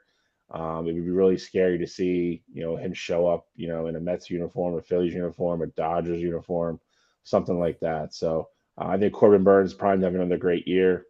I just think the 3 guys ahead of him are going to be a tad better this year. Well, my number 4 is Dylan Never Cease to Amaze Me. Dylan Cease was my dark horse to win AL Cy Young last year. He finished 3rd. Kid's got dynamic stuff. Probably the best strikeout pitcher in baseball, not named Corbin Burns. Both incredible. Dylan Cease is young. Great stuff. The only problem with Dylan Cease is he pitches for Chicago. The White Sox stink. The ballpark stinks. So he's number 4 for me. Great stuff out of Dylan Cease. My number 3 is Corbin Burns. Strikeout machine. I think he could be number 1. If I had to redo this list with the information that I just found out before the show, I wouldn't have Jacob deGrom on it. So my number 3 is Corbin Burns. He's going to be the runner-up for NL Cy Young. I think the AL Cy Young will be Dylan Cease. Throw $25 on both and make yourself some money. But Corbin Burns is my number 3. Kid's an absolute stud. Number 3 for me is Jacob deGrom. I've talked about him ad nauseam on this show. When he is on and when he is healthy, it's still debatable if there's anybody on any of these lists that's better than him. His injury news that Gene's talking about, I read up on it right before we went on the air. It's really not that serious. It's non-throwing side. He's got soreness in his left side. They push his throwing back one day. So if he makes that bullpen session, then I really don't think it's that serious. But the thing with Jacob deGrom is the same it's been for the last couple of years. When he's healthy, he's the best there is. The problem is he has not been healthy for 3 years. He hasn't played a full season in 3 years. Last year, I think he didn't even make 20 starts. It's always been the Achilles heel for him. That's the only reason I have him at number 3, because I just don't know if I trust him even going to Texas and pitching in the warm weather all year long, if that's going to be enough to keep him healthy. So I put him at number 3. I had to convince myself to do that, but I honestly, I'm being safe rather than getting burned again last year. Put him number 1. All right, so my number 3 is a guy that Gene already mentioned, the 85-year-old himself, Justin Verlander. Justin Verlander's coming off an AL season, and I know he's leaving Houston, where he was, super successful and coming off arguably, the best year of his career. But I think going to a New York Mets team, I get it. The division is loaded, but you're going up again. You're going to a Mets team that plays great defense, and you're going to have great defense behind you. So I think Justin Verlander playing in New York, I think he'll be just fine. And I truly think that he has another phenomenal year, and I think he finished just second in the Cy Young voting when it's all said and done. My number 2 is Jacob deGrom. Obviously, you guys have both already. Well, you guys have mentioned him already. Gene with the news, and then Bill just going over his breakdown of him. But Bill said it best: when he's playing and he's healthy, he's best pitcher in baseball. I think he's going to go to Texas. And it's a projection, and I'm going to project him to be healthy this year. I think he goes to Texas and he wins a ton of games, and he wins himself a Cy Young. Granted, I think at some point during the year he's going to have to sit down, just because. I mean, I'm not gonna fight reality here, but I think Jacob deGrom's going to play enough this year, and he's going to be healthy and lead those Rangers to the playoffs, and he's going to win a Cy Young this year. So I got him on my number 2. Number 2, I got the other guy that I saw more than I wanted to see of last year in Justin Verlander. I'm going to see a whole hell of a lot more of him this year. Dude's an ageless wonder. He's the Nolan Ryan type-esque guy. He's a fastball first guy. He had Tommy John, and he seems to be better now than he was 4 years ago. Also with like Jacob deGrom, both these guys are switching leagues this year, so that is an advantage to the pitchers. It takes hitters a little bit longer to catch up, to figure out their patterns and so forth and so on. So they will both be seeing new guys this year that they're not used to pitching against on a normal basis. Listen, I mean, the dude won another Cy Young, debatably could have won an MVP last year. Great stuff. Still throwing high 90s consistently late in the games. Still an inning workhorse. The dude has a resume that is damn near unmatched for the modern game for a pitcher. I think he's great. I think he's in a way tougher division now than he was last year with Houston, but I still think he's going to put up great numbers. So I have him number 2. My number 2 is Jacob deGrom, and I regrettably do it. And I know Bill said that it's a left side injury and that he probably throw his bullpen in 3 days, but this is how it started last year. Same thing, side injury, and they sat out until like June. He's out for like 3 months with it. deGrom cannot stay on the field, and this injury news already is starting to scare me. Like everyone said, when he's healthy, he's the second best pitcher in baseball, only behind the best pitcher in baseball, and that's Sandy Alcantara. Alcantara was the only pitcher in the major leagues that threw over 220 innings last year that didn't make the playoffs. And he's still, even with every team that made the playoffs, including the postseason, he had more innings pitched than everyone except Aaron Nola. The guy is an absolute innings monster. Pitches through the order 3 times, had a 2 ERA with 228 innings pitched with the Miami Marlins. That's absolutely absurd. He keeps getting better, and if he does it again this year, he's going to command the highest contract the pitcher's ever received as he hits the open market. So I have Sandy Alcantara as my number 1. So number 1 for me is also Sandy Alcantara. Gene highlighted one of the things I was going to say. He's the only pitcher in the entire major leagues that threw the third time through a lineup, his batting average against actually went down. The kid reminds me of, honest to God, reminds me of Jacob deGrom 4 years ago.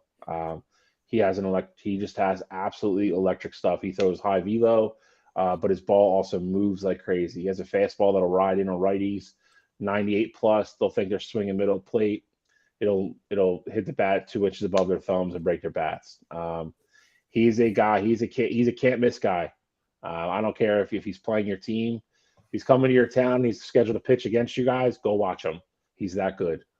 He has the ability every single night that he's on the mound to throw a no-hitter. That's how good he is right now. To Gene's point as well, he's young. He's just getting stronger. I think he'll have a better year than he did last year, if that's possible. He's got to get the hell out of Miami, which I think he's going to do, because people are going to line up around the block to sign this kid next year. So I think he goes out this year for Miami, shows out, and then deuces. He's going to go to a contender. Sure, he's going to end up in freaking New York or Dodgers or whatever, so I'll end up hating him. But the kid is great. He's absolutely great. I even, as a Phillies fan, I enjoy watching him pitch. And it'll be a clean sweep for me as well, as I got Sandy #1 as well. I think the thing that's most impressive to me, Gene, you talked about his innings pitched. For him to pitch that much and his ERA is still as low as it is, and him to be top 5 in ERA, like it's just absolutely absurd. And obviously, all the quality starts that he has in Miami. We talked about it a lot last year. Gene, that was Gene's guy last year to win the Cy Young, but it's really unfathomable what's going on in Miami, what he does night in and night out, and they still find ways to lose games that he pitches in. And his numbers last year should have been even more absurd. But Sandy is absolutely incredible. I fully expect him to win another Cy Young this year. So he lost 4 decisions last year where he lost the game either 2-1 or 1-0. And he pitched all 9 innings. Yeah. Like craziness. Think of it this way, right? How much more motivated do you think a pitcher is when he's pitching for a pennant team? How much more motivated do you think a pitcher is when he's pitching for a team down the stretch? No, yeah. It's honest to God, dude, I think he's another one you have to watch. I mean, I think with as loaded as the Mets, the Phillies, and the Braves are, I don't think Miami can even possibly fathom being in that race late enough in the year. I think there's a shot he gets traded. I don't think they can think they have the bankroll to sign what his free agency worth is and still be able to build a team around him. They just don't have that type of budget down there. I think he gets traded. I mean, you could see an absolute insane haul for somebody to rent him for the right, to Gene's point. I think if you get a team that's on the border or wants to get over the top and you get your hands on somebody like him, it's hard not to part with the prospects and the guys to do it. Major League Baseball this year, the trade deadline could be very interesting. I mean, between Alcantara, Shohei, Corbin Burns, like you are going to see some big guys move this year. There's going to be teams they're going to come out of nowhere, or teams, like I said, that are on the fringe or trying to get over the hump that are going to get absolute bona fide superstars this year. This will be the first time in a while to be a very exciting trade deadline. I want to get in the UFC, boys. We'll do the catchers list next week. The UFC card that just happened was a lot funner than I expected. You watch Yair Rodriguez beat Josh Emmett in the co-main event, and you even had people on the broadcast like, will Alex Volkanovski come back for Yair Rodriguez after this performance? And I got to give Josh Emmett credit. I got to give Yair credit. They both looked great. Josh got caught. Yair put him in a great submission. They both battled. Congrats to Yair Rodriguez for the win. Do you guys want to comment on that fight at all? No, I mean, I'll jump on the back of it just a little bit. Like I thought Yair looked great. I think he looked better than I thought he was going to. I think his striking he looked clean. He was very crisp. I think he looked well prepared for the fight. And I agree with you. I think Josh, a tough dude. I think Josh stood in there, came back. Way better fight than I thought it was going to be. And, I mean, I don't want to, get into too much too soon here, but I mean, it's, I think Yair deserves his interim belt, and I think it'll be an interesting, unification bout. But I think he looked good. He looked a lot better than I thought he was going to. I mean, I forgot who all did, but I picked him to win. Yeah, I picked Yair to win. So I was fully expecting him to come out and be impressive. I wasn't expecting it to be in that fashion, especially given the submission that happened. But Yair is one of those guys he's flashy, but everything he does has a purpose to it. And, the kicks that he was getting off, like I knew that was in his wheelhouse, but I mean, those kicks were insane. Like it was, a minute and a half into the fight, and it looked like he had already cracked one of Josh Emmett's ribs. So Yair looked incredible to me, and I'm glad it happened. I always thought Yair had the potential to be a champion in that division, especially. And I think he cashed in on that opportunity. And like you said, Bill, I can't wait for the unification of it. Okay, so I don't know what the unification is going to look like because the fight that we're about to get into, I don't know if there's going to be a unification. Alex Volkanovski versus Islam Makhachev was everything that you could ever imagine that fight to be. Let me be clear when I say this. Islam Makhachev did everything he could to win that fight, and I would not be upset if you had him winning the fight. I had it 3-2 Volkanovski. I gave the second, third, and fifth to Volk. If you gave the second to Islam, I'm okay with it. It was close enough to where, and I always say this, if to beat the champion, you got to beat the champion. And in 155, the champion is Islam Makhachev. I hate giving your boy credit, Cottrell, reporter for UFC. Ariel Helwani. Ariel Helwani. I hate giving him credit because I'm not a big fan of his. But he nailed this. Like his breakdown of his fight, nailed it. He says, I think Islam won the match, and I think Alex won the fight. When Alex left that fight, I felt like Alex stood taller. I looked at those two fighters in the ring, and it looked like Islam. I watched so many people that watched that fight reactions. Joe Rogan, most notably, was like, this is definitely Volkanovski. It's got to be Volkanovski. I thought Volk clearly won the third and fifth. I don't think either round was that close. I think that Islam won the fourth, although there's something to be said about holding someone or laying on them and not doing anything with it. Whereas Volk was punching and landing a lot more from the bottom. I thought the first was close, but I think the takedown at the end gave the round to Islam. And I think the second was very close, and I gave it to Volkanovski. All in all, great fight. I developed tremendous respect for Volk. Volk had a great strategy of giving his back up, spreading his legs to prevent the takedown with a firm stance. It was a phenomenal fight. I would pay to watch that fight again. I don't care what 4 fights you surround it with. That was a fun fight to watch. The funniest part was when Islam took Volk down in like the 4th round, and he looks at his corner and goes, "Oh, I'm getting up." Like, I'm getting up. Like, it was comedy to me, and I thought it was really interesting how the fight played out. The 5th round ended with Volkanovski absolutely brutalizing Islam. It was the most decisive round of the fight, and I felt like if they went a 6th round, I felt like Volk would have continued dominating. I don't know how that man has the cardio that he does. Volkanovski always seems to continuously go. Like, he just never seems to get tired. I watched both fighters. The second time I watched a fight, I watched both fighters' reaction to the end of the fight.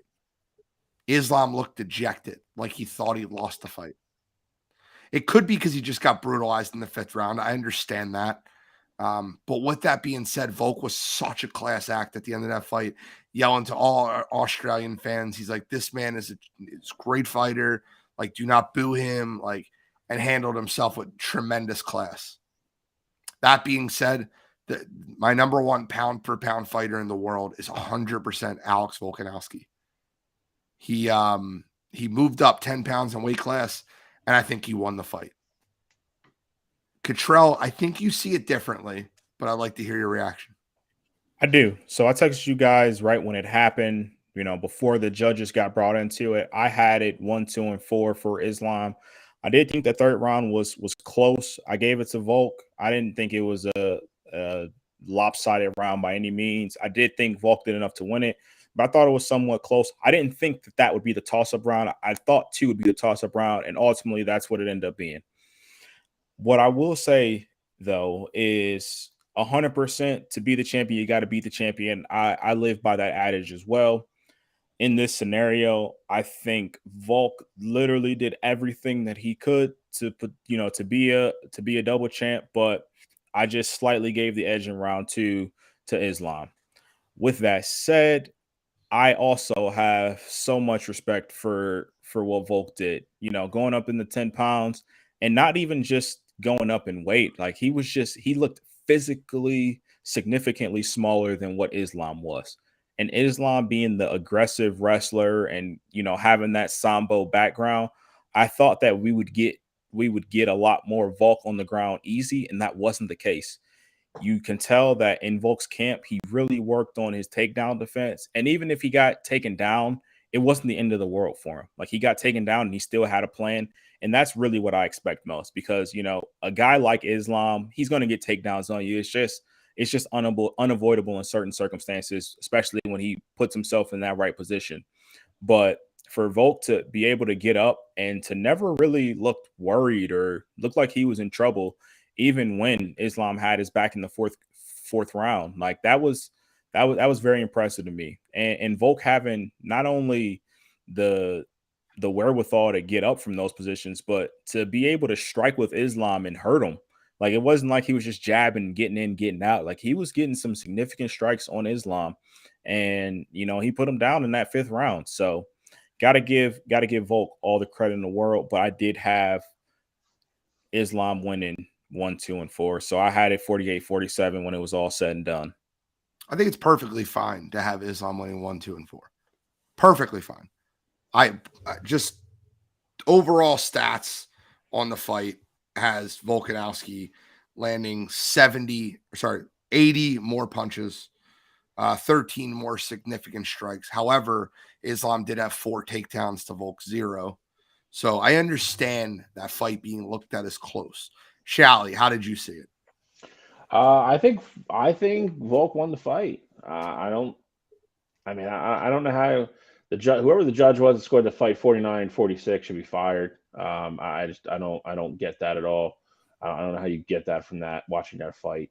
I did 48-47 Volk. And to both your points, I think you both hit on everything I wanted to talk about. But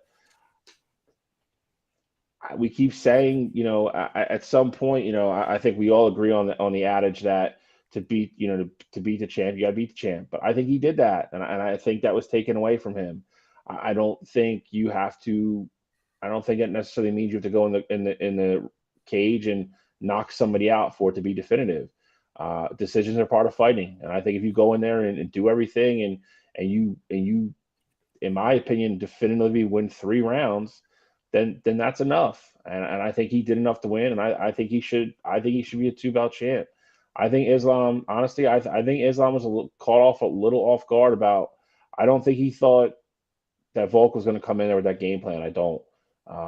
But I like Gene. I had 2, 3, and 5 for Volk. I don't think 4. The scoring thing of you taking somebody down and laying on them for 4 minutes and doing no damage. I don't think when you press somebody to the cage, it should be an automatic win in that round. And I've had that. Not just with this fight, I've had that argument with UFC forever, and I think it's something they have to change. Yeah. I don't think a takedown should be an automatic win, and that's kind of still where we're at. So, I like Gene. I would pay for it again. I'd watch it again, and do whatever you want to do with it. It was fun to see Islam be pushed, and I'm not taking anything away from him. I mean, the dude stood in there, like you said, in the 5th round, took a beating, and kept coming. So it's that dude is everything he's advertised to be. I'm not going to say he's not. I just don't think he should be champ right now. I think Volk won that fight. Listen, I don't want to argue about this because I can see Control's vantage point. I can understand it. I think it was close. I really do. But like when you watch that fight, and here's my only takeaway that I'll give you, Control, and my only rebuttal back. When you watch that fight after that fight, if you watch that street fight, who would you think won the fight? If I watched a street fight of you watched that fight on the street and let's just say instead of it being round by round scoring, it was cumulative scoring where they used the whole fight and just scored as a whole. But there's breaks in between. If you were going that route, then I would say Volk won. Okay. That's all I need just to hear. Because especially because of how the 5th round ended. Like, that's going to be the last taste of your mouth of how it was. But if how the UFC does their scoring. Like I think I gave 3 rounds to Islam. That's fair. And I'm good. Did anybody, the 49-46 judge, did anybody look at that scorecard? So Yeah, what? the Yes. third round. One, The third one, round. 2, 3, 5. So that judge gave the not fifth 5. round to 4. Islam. 1, 2, 3, 4. 1, 2, 3, 4. Not 5. Sorry. All right, that's wild. The third round, which I didn't think was that close, and I'm assuming you didn't think was that close because you're perplexed at the score. Cottrell actually thinks was a close round. So I don't think Cottrell wants the guy fired. He thinks that it could went to Islam. I don't think it was that close, but that's fair. I don't think you could score a fight that was that close, 49-46. So I disagree with it. Even if you thought that Islam won that third round, there's no way I would have turned in a scorecard that said 49-46 for that fight because of how close it was. I understand that. But I'm just saying, like, that alone would have made me say, hey, this third round, I'm giving the Volk. I'm not going to score this. I can't score this fight 49-46. Like, I can't do that. Okay. But you can see a clear path to him winning those 4 rounds. Clear path? No. My point being is you could see a judge giving him those 4 rounds. I thought 3 was close, and I could see a judge, 1 out of 10 judges giving him that round. Okay. I guess in this instance, it was 1 out of 3. But see, my counterpoint would be like, I think the third was more definitive than the fourth. I have an easier time giving Volk the fourth than giving Islam the third. I think from a viewer's like standpoint, like, yes, like Volk was punching more, but just literally understanding like how the UFC values certain things, like they're not going to value Volk getting off, these strikes. Essentially, they were just strikes. They weren't significant strikes. So Volk wasn't scoring any major categories when Islam is getting this control time and he got the takedown from it. So I don't think there was a way for Volk to win the fourth, even though, Islam did nothing essentially on the ground. Okay. I just think it's going to be interesting to see how the UFC moves forward with these two, because I don't think we get a rematch with them right away. I don't think that happens because you're going to have, at that point, if you do that, you're going to have 2 divisions in limbo. You have Yair fighting, defending his interim belt, because what if Volk loses the second time against Islam? Like, you're not going to strip Volk of his title at 145. Volk will vacate the 145 for a rematch. See, I don't think Volk will do that. Like, I just don't, because then he's going to be losing out on money as well, because he's going to be not fighting as a champion. Like, there's so much that goes into that. If he would have beat Islam, I agree with you. I think he would have vacated 145 if he beat Islam. He's not vacating now. He's going to go fight Yair, and then after that, I think Islam fights somebody else. Who is Islam fighting? You'll probably get Beneil Dariush or Gaethje or Poirier. Like, you'll get one of those for. It's gonna be a big name. I don't know if it's gonna be a great fight, but it'll be a big name. Okay. I got Connor coming back fighting Chandler. Yes, that matters for the whole. Not that matters for like the championship picture, but if Connor wins a fight against Chandler, then you're gonna be throwing his name in that hat, although you don't deserve it. But again, money, all that. I promise you, Connor could be like, it's just gonna happen. I agree with you. If Connor beats Chandler, especially if he beats him by TKO or something like that, that is your next fight. And I agree with you. Being a Connor guy, I don't think he deserves it, but with the whole backstory between, like you said, you nailed it right on the head with him and Khabib and everything else, that fight will sell a gazillion buys, and that's all Dana cares about. That's what you're going to get. Well, we're just 2 weeks away from another card, so we will get into more UFC talk, and that'll be a good card beginning of March. Card of the year in March. The car is loaded. That car is loaded. I get it. I just think that we're, never mind. I won't do it. I know you hate John Jones. I get it. Johnny J, baby. I hope Cyril Gahn takes his head off. I think it's a way tougher fight for John Jones than people want to admit. I agree. All right, so we got this mystery question that we're going to do each week. We'll all give a fun answer in the chat if you're listening. I'd like to hear your fun answer. But Cottrell, you can throw it up there. All right, so for $1 million on the line, who would you take? Patrick Mahomes' fourth touchdown in the fourth quarter, which we've seen like 3 of them, means any touchdown in the fourth quarter, just a whole quarter.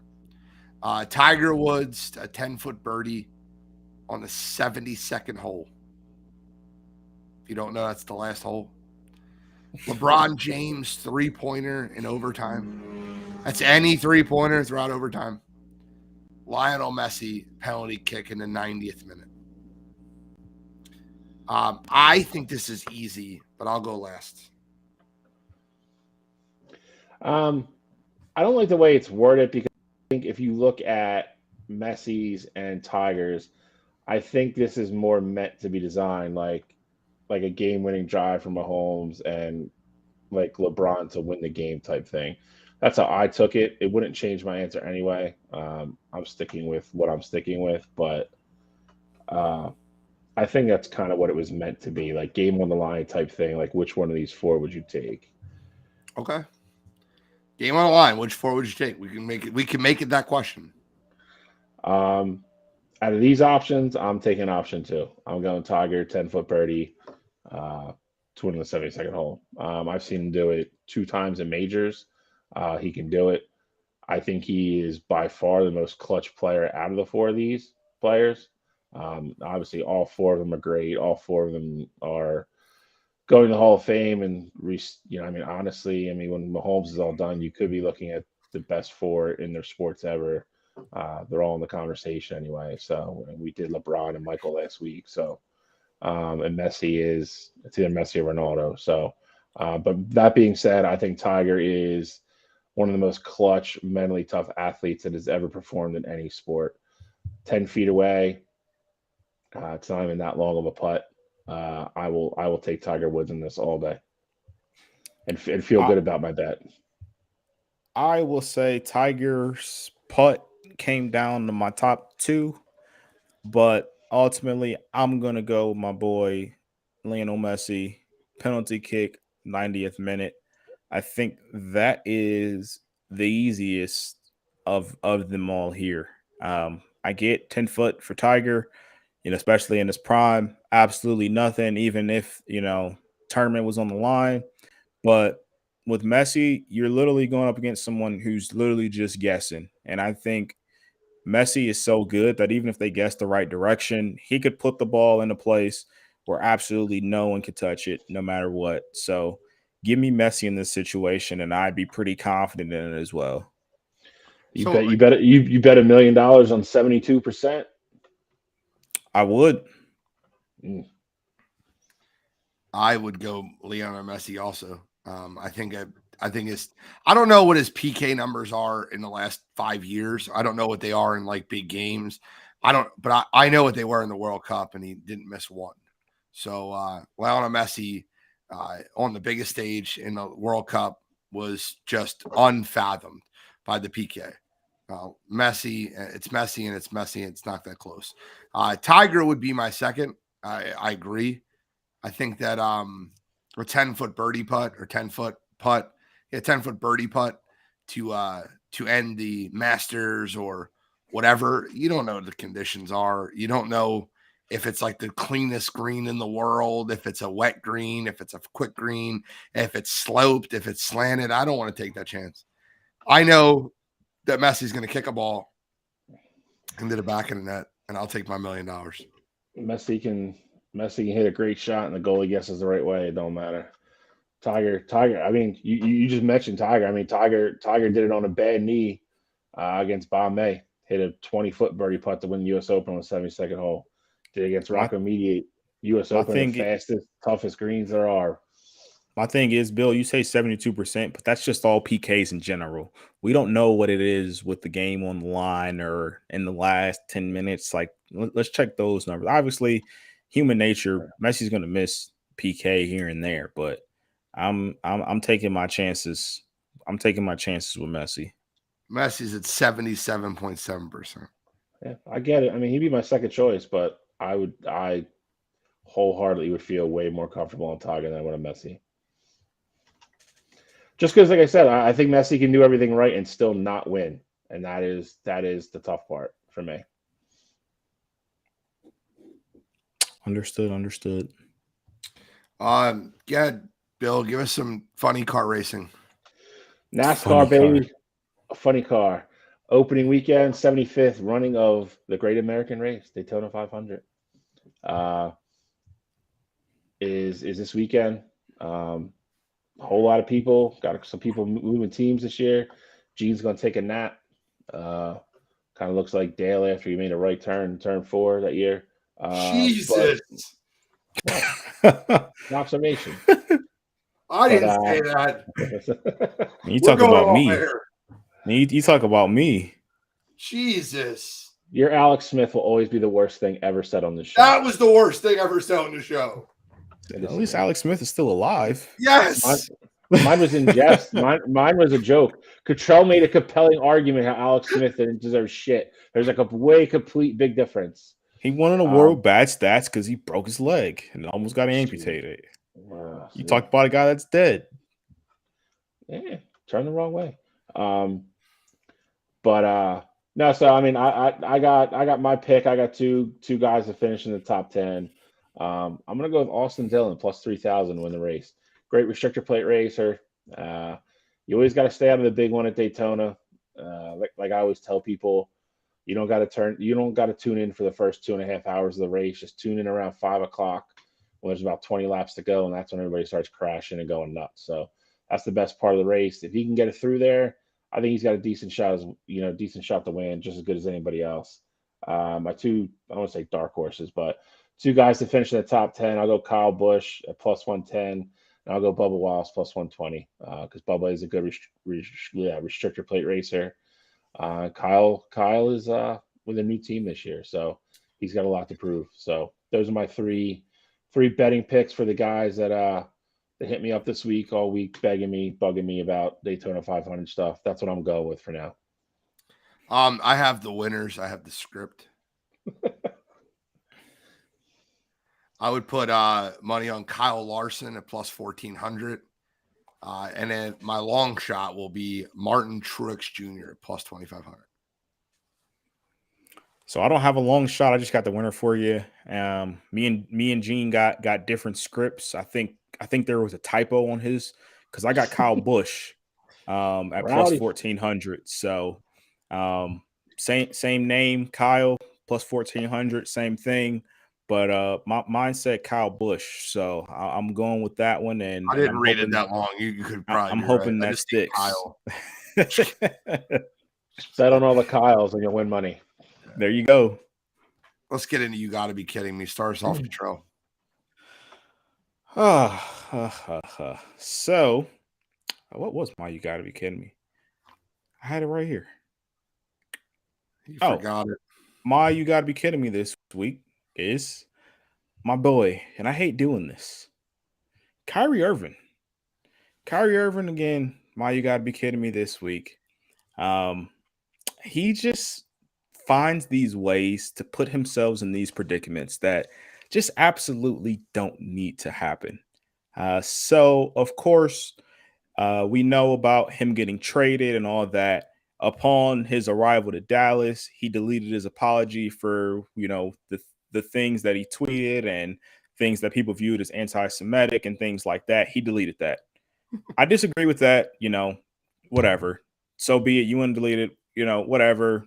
Fine. You shouldn't have done that because everyone forgot about it not forgot about it, but it was in the back of people's minds at that point. But you do that, draws more attention to yourself. You have another press conference. They ask you about your long-term plans about being in Dallas and how you feel like that's going to look. Instead of just answering it, truthfully, he kind of just dodged around the question and said, I don't want to be a distraction. I don't want to be a distraction to this team, so I'm not going to really talk about it. For me, it's the way that he answered that question. It sounded like he was basically saying, I don't know how long I'm really going to be here. but I don't want to say that I'm leaving after this year because I know that'll be a bad look for me. And then to top that off, he just posted another picture. I don't even know how to describe this picture, but he posted four sets of pictures, basically depicting, I'm assuming, what's the media. And it's just a bad look, Kyrie. Just be quiet, just play basketball. If they ask you those kinds of questions, just say, I haven't been here that long yet. I can't wait to see what the future holds for us, and just leave it at that, because that could mean just 1 year, that could mean 5 years, it could mean 10 years. But Kyrie Irving, you're just bringing all this unnecessary and unwanted attention to you, and Dallas essentially just took a chance on you. Like, I understand you're this top level talent, but just keep your head down, keep your nose clean, go out there and play basketball, and prove everybody who you don't like wrong. But for me, Kyrie Irving. Come on, you gotta be kidding me. Bill. I really don't have one. I'm heartbroken over the Eagles. We already talked about the field a little bit. I was going to go into that. Tired of talking about Kyrie. Kyrie has to be atop the leaderboard for most. You got to be kidding me on this show. 100%. It's either him, and I think Rob Manfred and Roger Goodell are probably a close second and third. But no. And Ben Simmons. Ben Simmons is up there too. That's true. Gene's personal vendetta against Ben Simmons keeps him high on the leaderboard. I have a really good one that I waited this whole show to share with you guys. Do it. So my you got to be kidding me is a combination of me and Fox. This should Fox. be good. So you guys don't know this yet, but I completely missed the coin toss, the national anthem, and the first touchdown drive for the Philadelphia Eagles in the Super Bowl with a room full of people watching the Super Bowl. How does that happen? Do you ask? Well, I will tell you. Well, I went on the Fox to put the Super Bowl on at 5:30. It says this is available in 4K. So I said, okay, I'll watch the Super Bowl in 4K. So it's got pregame coverage of the Super Bowl, the whole 9 yards. They have, the teams and this and that. And we're watching it, and it's 6:30 comes and goes. And I'm like, and it's like an hour to kickoff. What the hell's going on? I've never seen this. I've never seen the Super Bowl start this late. This doesn't make sense. And they're still warming up, and you can see the warm-ups, and they're live on the field. And I don't understand how this happens, right? So we're watching. So Mooney goes to me, who's at the house. He goes, well, maybe it's on a different channel. I'm like, no, Mooney, it's on Fox. Watch. I put on CBS. I'm like, oh, is it CBS? Nope. Is it NBC? Nope. And I circle back to Fox. It's on Fox. That's who had the Super Bowl this year. Except the Fox 4K edition was an hour behind the Fox regular edition. And I didn't find that out until we got a notification that it was 7-0 Philadelphia Eagles. It's 6:52, and I get a notification that the Eagles are up 7-0, and the entire house that's waiting for the Super Bowl, that's like, why is this game not started yet? We flip over to the game to see the kickoff from the Eagles up 7-0. So for that reason, myself and Fox. Come on, you gotta be kidding me. You know what's funny? Yeah. We literally had this. We had a conversation in the group, and I asked you. You said something, and I asked you. I was like, "Are you behind?" And you were like, "No, I just had my phone down." Were you like too embarrassed to tell me that you were on the wrong channel? No. So I literally flipped it over. We missed the first drive, right? We didn't see the national anthem. I seen all of it obviously later. I rewatched the whole thing, but right. I flipped it over and I wasn't looking at my phone. So when I picked up my phone and I seen the messages and I seen Bill write, wow, I'm like, AJ Brown. Like I knew that's what he was talking about. But I watched that. I watched that play. I only missed the first drive. Okay.